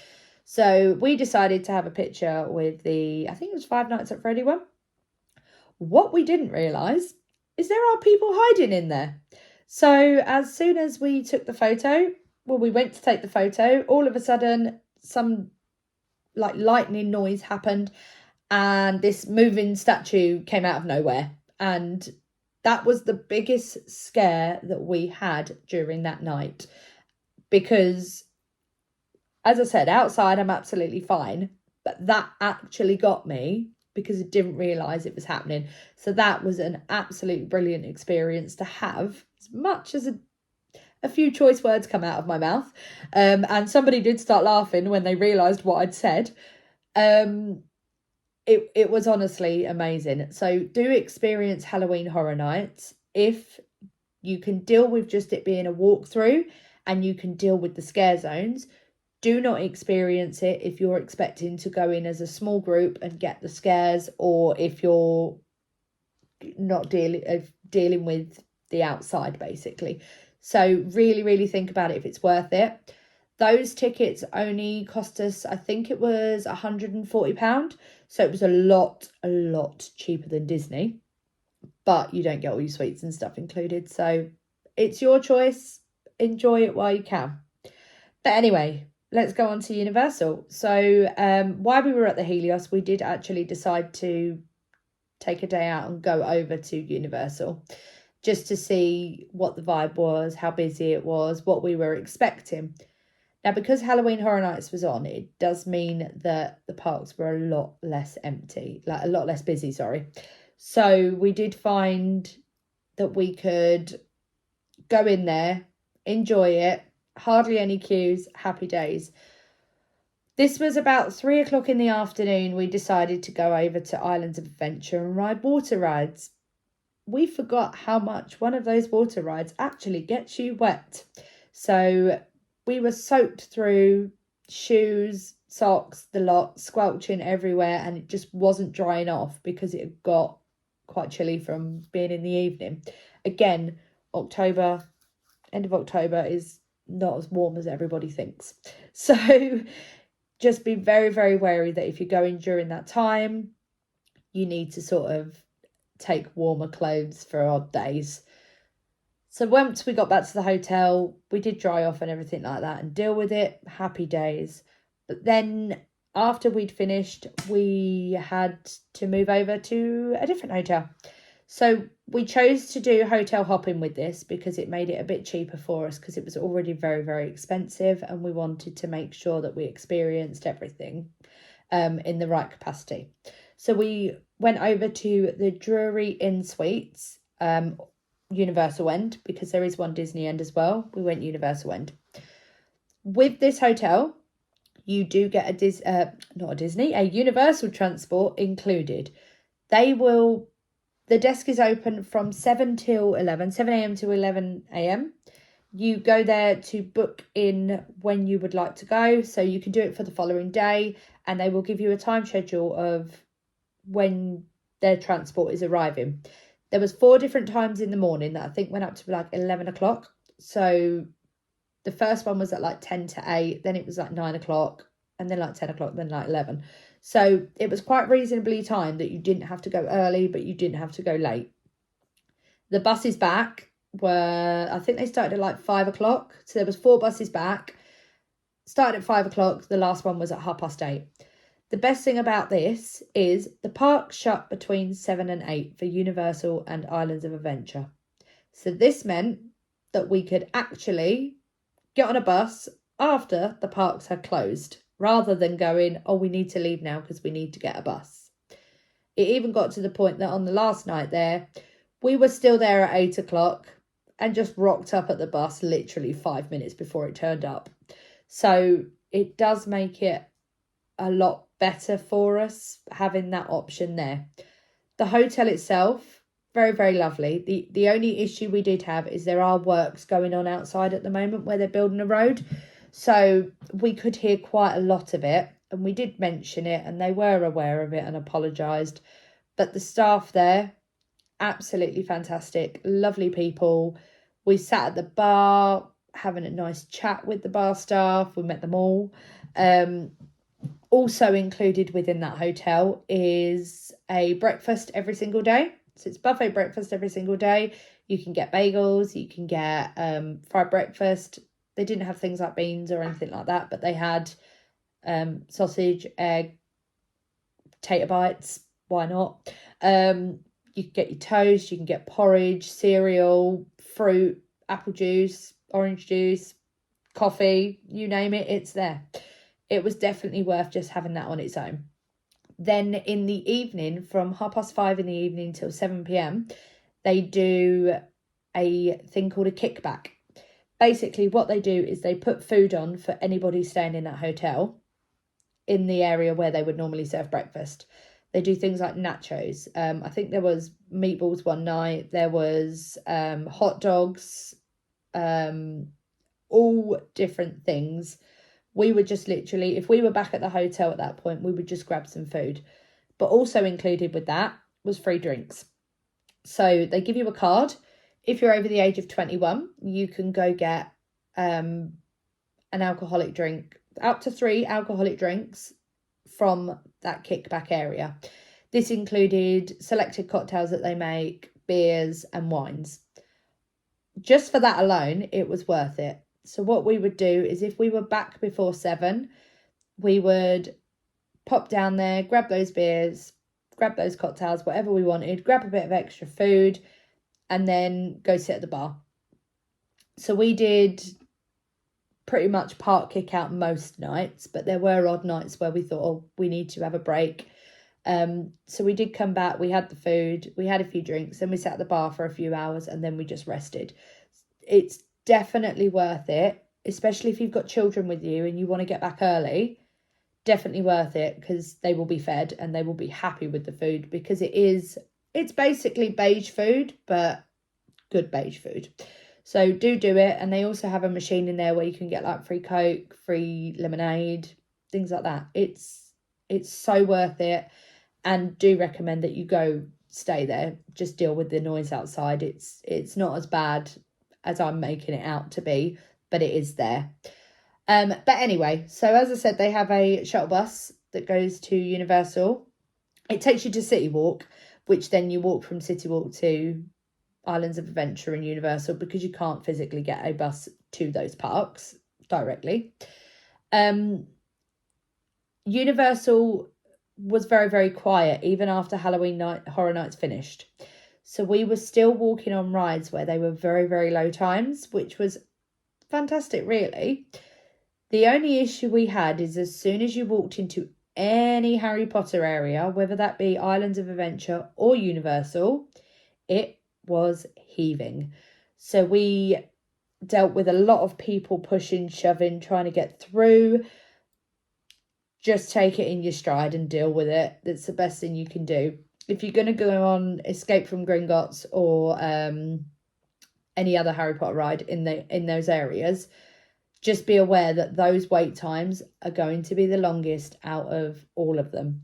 So Escape from Gringotts, I think, was always about 145 minutes, and Hagrid's motorcycle was always between 150 to 220 minutes, always. Whereas Journey to the Forbidden Forest was only about 10 minutes, which is very weird because they've just closed it for refurb. So it was very, very weird that it was so quiet, but we loved that ride, so we just kept going on it anyway. It didn't really matter. Timeout situation works the same way in Universal and Islands. You can literally get your time out and go. There's not really much to say about Universal because it hasn't really changed much since the last time we went. The only difference was they introduced the Wicked shop. Now, as a massive musical theatre fan and a very big fan of Wicked, I had to go in here.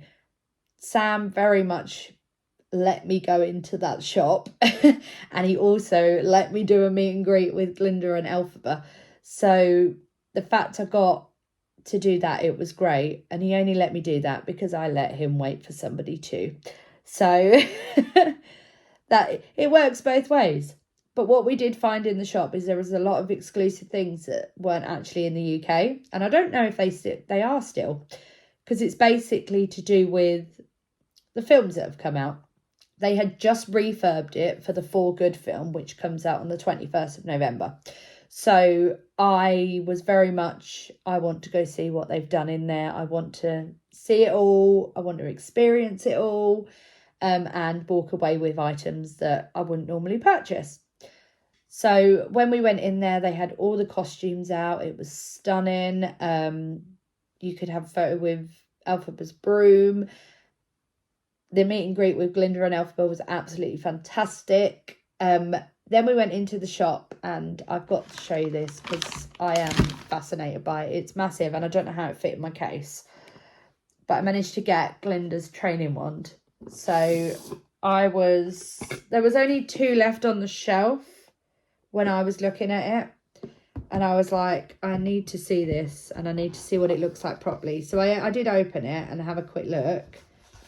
And every time we went back into the shop, there was none available. So I managed to get a special Glinda's training wand, which I am absolutely in love with. It doesn't do anything, but I don't care. I think this, actually, I've got the price of this somewhere on the box. So this cost me $65 plus tax. Now, the difference was those gift cards I was talking about earlier, where you put $500 on it and you get a free wand. Although this wand wasn't included, what is included with that offer is 10% discount. So I showed them my card with my gift card to pay for this, with the sticker on it that said about the discount, and I got 10% off of it. So I actually saved quite a bit of money. And obviously everything we were buying on the gift cards, we saved money on because we managed to do it that way. So it was the same with the power-up bands, same with these. We bought cloaks, we bought fridge magnets, photo frames, absolutely everything. So if you're going to do it that way. You get the discount. Just put $500 on a gift card and go that way. It's the best way to do things. If you know you're going to spend more than $500, split it over a few. You'll get a few more ones and you can still get your discount no matter what. That is pretty much it for the Universal side of things. The only other thing with them was they had a lot more characters out than what Disney had, which was very shocking. We did Bart and Homer Simpson, Doc Brown, Back to the Future for those who don't know. There was Scooby-Doo was out, Marilyn Monroe, Betty Boop, all of them were out. And it was absolutely brilliant. So, we even went to the Marvel area actually and met Captain America and Storm.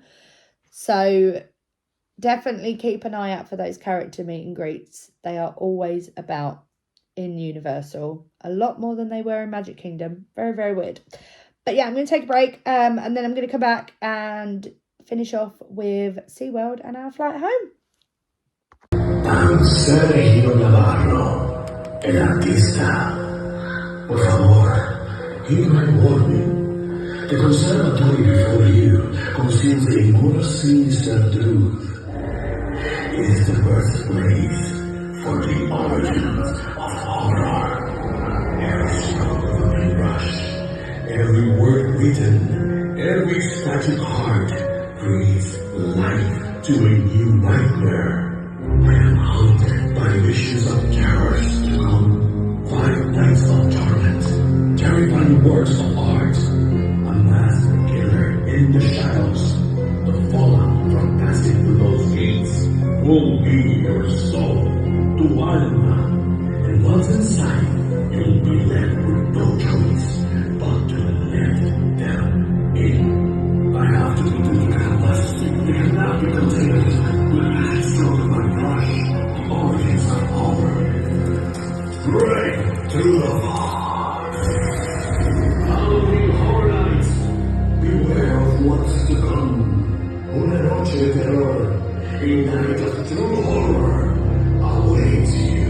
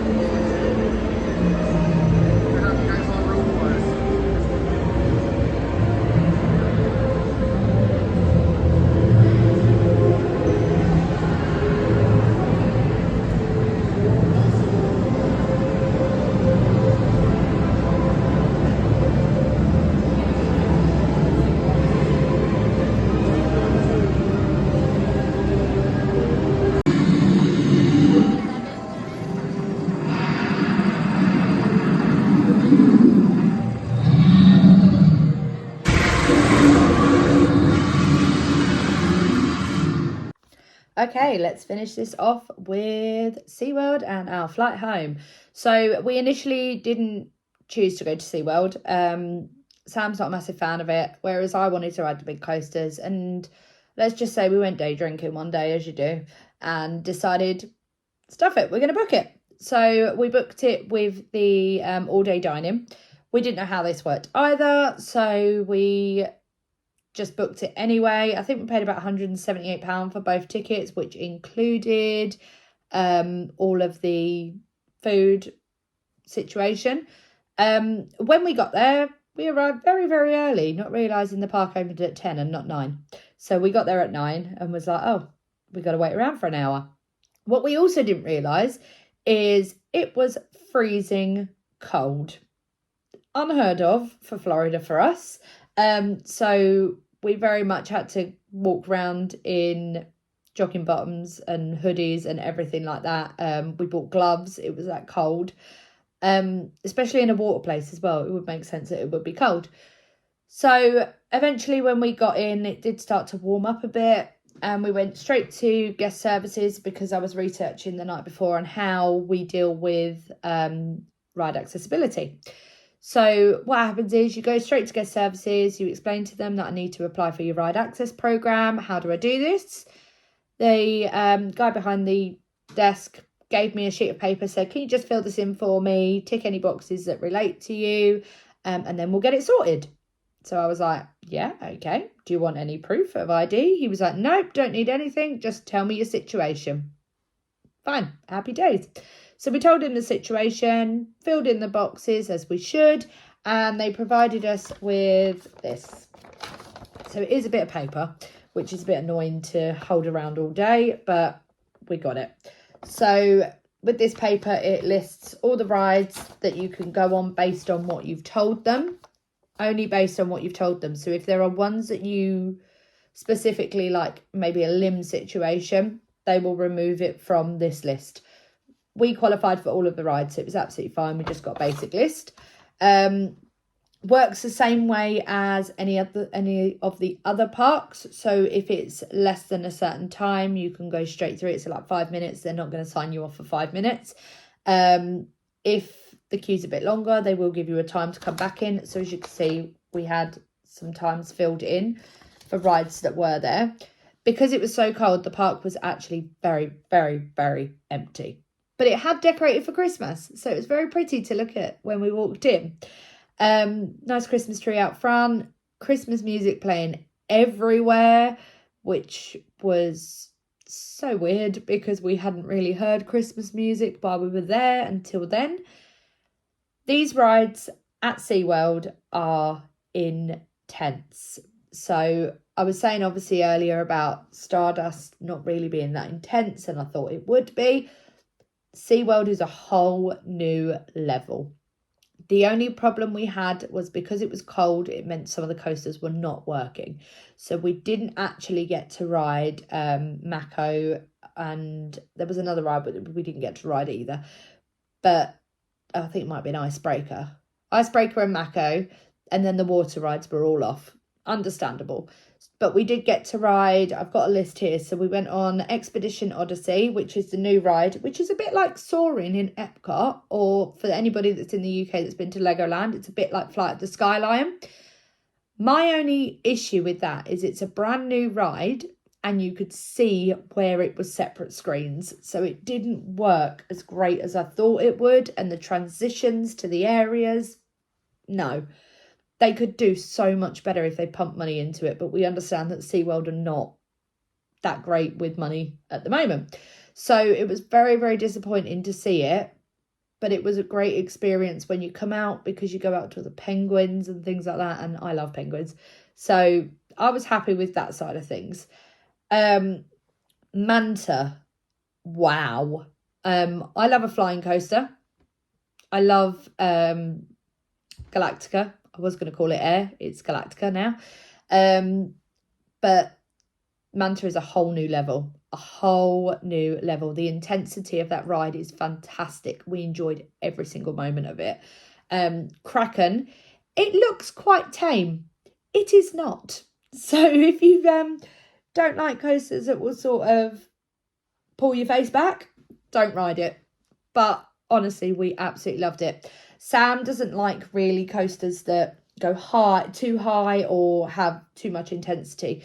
So when he got off of it, he was a bit like, oh my God, what did I just do? But very, very happy that he did do it. So that was good.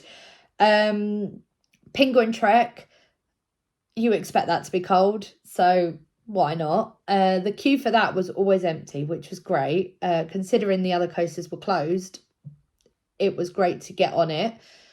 They're not very, very long rides. This one wasn't a very, very long ride, but it was good to see.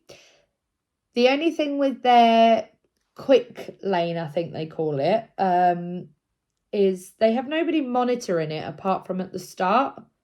So as soon as you go in, you've not really got anybody there to guide you on where you go, and you just end up cutting the queue, what it looks like, but you're not cutting the queue, if that makes sense. We had that situation with Kraken. There was nobody at the front, so we went up the ramp, up the miles that we had to walk to get to the end of the ride, basically. And I said to the guy, there's nobody down there. How do we get timed out? What's the situation? And he was like, we've got nobody there, so we'll just let you straight on. I don't think that's normal practice, don't get me wrong, and I don't like doing that because then I've just skipped a queue and not actually waited, and it's not fair on the people in the queue. But if that's the way they want to do it, that's the way they want to do it. They've told me. I haven't specifically said I'm getting on. I was ready to hand over that bit of paper and say, I'll come back when you tell me. So that was a bit weird. We did our first ever stand-up coaster. We haven't had a chance to try one over here yet. So we went on to Pipeline in SeaWorld. It was the weirdest experience ever, but so good. So how it straps you in, you are obviously standing, but the back of it still moves. So when you are going through loops and going down, you're going up. So I'm short. My feet were off the floor 90% of the time, so I wasn't actually standing. Whereas Sam is a bit taller, so he was standing at some of it. But you have somebody who is of great height, they're literally not moving that whole ride. So I think it all just depends on your height with those, but really, really great ride to get on.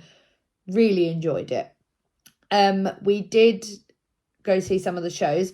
I know Seaworld is not everybody's cup of tea based on things they've seen or heard, and I take everybody's opinion into view, but this is my opinion.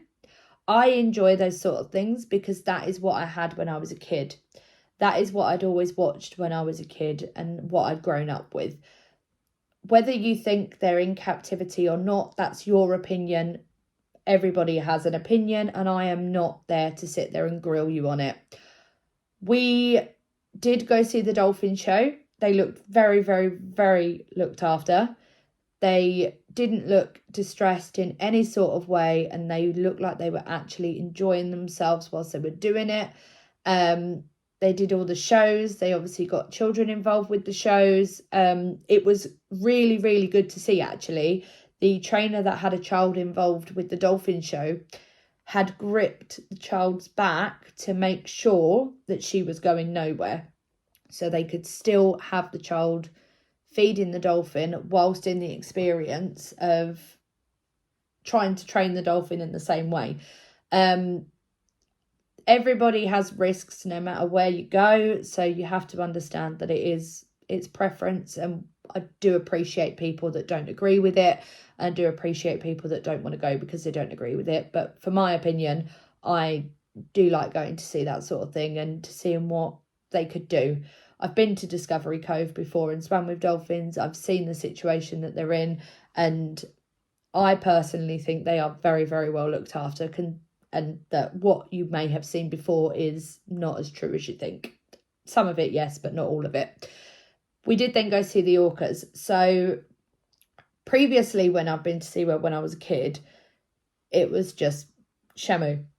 That's how we always had it. This time it was 3 orcas that, again, looked so well looked after, looked like they was enjoying themselves the best that they could, doing everything they could. They weren't doing anything that was out of the ordinary.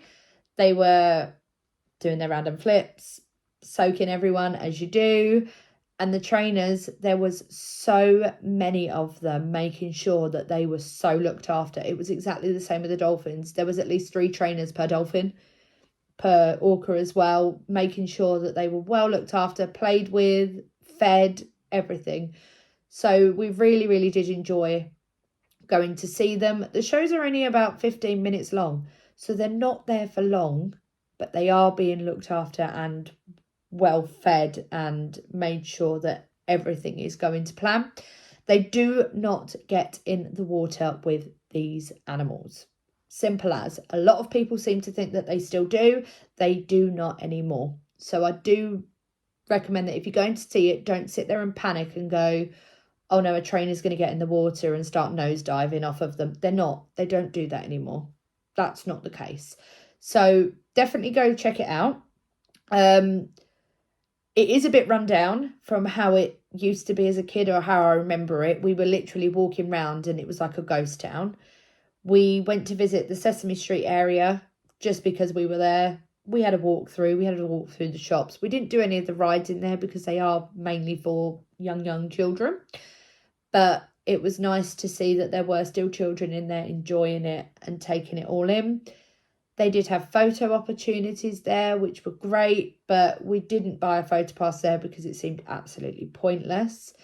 Plus, we couldn't see where any of the ride photos were, so it was a bit hit and miss. It does need some TLC, but I think if they've got the right people behind it, they will definitely get back on track to where they need to be. But I think because of the amount of backlash they've got, they've lost a lot of custom, and their staff do not look happy working there, as in just normal staff, not trainers. Trainers look great. Other staff do not look happy that they're working there. So I think they need a full revamp, and you might find that they get a bit happier. Personally, we were only going there to ride the big coasters, not to see any of the shows. It just so happened that wherever we walked, a show had just started, so we stopped to have a look. So it wasn't like we were specifically going to see the animal shows and things like that. But yeah, that is pretty much it for SeaWorld. Still, as I said, if you're against it, I understand. If you're not, I understand as well. It's just an opinion from everybody, and that's the way it should be. Everybody is entitled to their own opinion. Finally, our flight home. So here's where the fun kicks in. We knew we had to be at the airport at certain hours before, absolutely fine. A lot of people were saying that duty free was closed at Orlando International. It is not closed. It is very much open. We went through it. It is tiny, but it is there. So we did purchase some items from duty free and was told that they would be with us when we get to the plane. We hand over our receipt and somebody will give us our items. Fine. So we dealt with that. We went into the Universal shop, we went into the SeaWorld shop and the Disney store because they're all in the airport, which is great. We got to the plane, we boarded early because my pass said that it was disability pass. So we got on the plane. Well, as we were getting onto the plane, somebody come down and said, have you got your duty free? And we said, no. So they took our ticket to go get our duty free. It had our seat numbers on, it had everything on it. Then we sat down in our seat and it was getting close to the doors being closed. And we was like, well, we hadn't had our duty free yet. What's the situation? So we spoke to the airline staff and they was like, no, did you not grab it when you walked through? And we said, somebody asked for our receipt who was coming off of the airline, like staff member, had a lanyard, everything. Where is it? They got very, very irate very, very quickly because we hadn't had our items, but we explained to them the situation of what we were told. And they said, all we can do is file a report with duty-free airport side of things. So before we took off, I just filed something and went, okay, fine, I'll just file it. It was very, very stressful, but we got there. It did make the flight a bit annoying because we just didn't know how to deal with it. It was a lot of money that was spent out, so we couldn't actually work out whether they were going to refund us or whether they were going to do something about it. And we paid part cash, part card. So if they were going to refund us, how do they know what cash we've paid? Eventually, flight all started, and I turned on my light because my headphones are broke. So I said, oh, I just need a new pair of headphones. Nobody came down, nobody at all. And we was like, what's the situation here? So it got to the point where I just stood up, went down there and said, look, my light has been on for 25 minutes and nobody has been down. I just need a pair of headphones, please. I did say please. Eventually they gave me some headphones, but I was so overwhelmed with the flight. I just couldn't move away from the area at that point. So I became a bit stressed and explained to the steward, look, I've had a bit of a stressful time before getting on the flight. There's a lot going on. I'm trying to sort of deal with it. And he let me stand there for a bit. He said, do I need a drink? He offered me alcohol. I said, that is probably not good at this time because I do want to try sleep, but I'm not going to be able to sleep. So he kind of was like, okay, fine, just stay here for a bit and then go back. I did eventually go back to my seat and it was not exactly the comfiest. I mean, we went economy. It's our own fault. We should have booked better, but that's the way it goes when you book into a travel agent. I was in the middle seat. There was no way I was sleeping. And we had somebody sitting next to us who took up quite a bit of space. And then I had my husband on the other side. So between us, I just wasn't sleeping on the plane. I probably closed my eyes for about 10 minutes and then I was wide awake again and it just wasn't happening. The drink service on the way home was a bit better and the food service on the way home was a bit better. They did come down a bit more. However, Sam did ask for a drink that they didn't have at that moment. And they said, oh yeah, we'll bring it back to you. And they never actually brought it back. So then I turned the light on. Somebody did come down and I just said, look, can I just get a drink, please? And he's still waiting for one. He come back. with a larger can of Diet Coke for me than a normal small one, and then a drink for Sam as well, which we were very grateful for. But BA could do so much better. Honestly, I don't think that they really took an interest in their passengers unless they were in the higher classes. That's the way my opinion, again, it might not be the case, but I don't think they're very supportive to all of their guests that are on board, and flights are not cheap. They need to understand that. We're all the same people. Yes, people have paid more, but they've paid more because they can afford it and they want the luxury. That's their fault, not mine. So yeah, that's my opinion with the flight home. And obviously when we got off, that was absolutely fine. We got it sorted. We did speak to the stewardess at the end and just say, can you understand the frustration? And she said, yeah, again, but we can't do nothing. But hey, so we landed about 7:20 in the morning, the following morning. So we flew on the 13th and landed on the 14th. Getting cases took a while. The flight was absolutely full. But once we got our cases and got out, we were back on home soil to land to rain. So standard British weather. But yeah, that is pretty much our trip to Florida. It was a bit of a hit and miss all over. It was a special one because it was our honeymoon. But if you've got any questions, just give me a shout. I will be happy to answer them as much as I possibly can. Especially if you want more information about the disability side of things, because I know that it doesn't really get spoken about a lot or explained a lot. I can explain it a bit better. I'm just rushing through it, so I'm not doing a very, very long video, although it's going to be about an hour and a half. Sorry. Yeah, so if you need more information about the disability side, if you want more information about the parks, I will be happy to go through them with you. The do's and don'ts, I can go through those too. The food places that you should and shouldn't visit, in a sense. Yeah, by all means, just get in touch. Drop me a message below.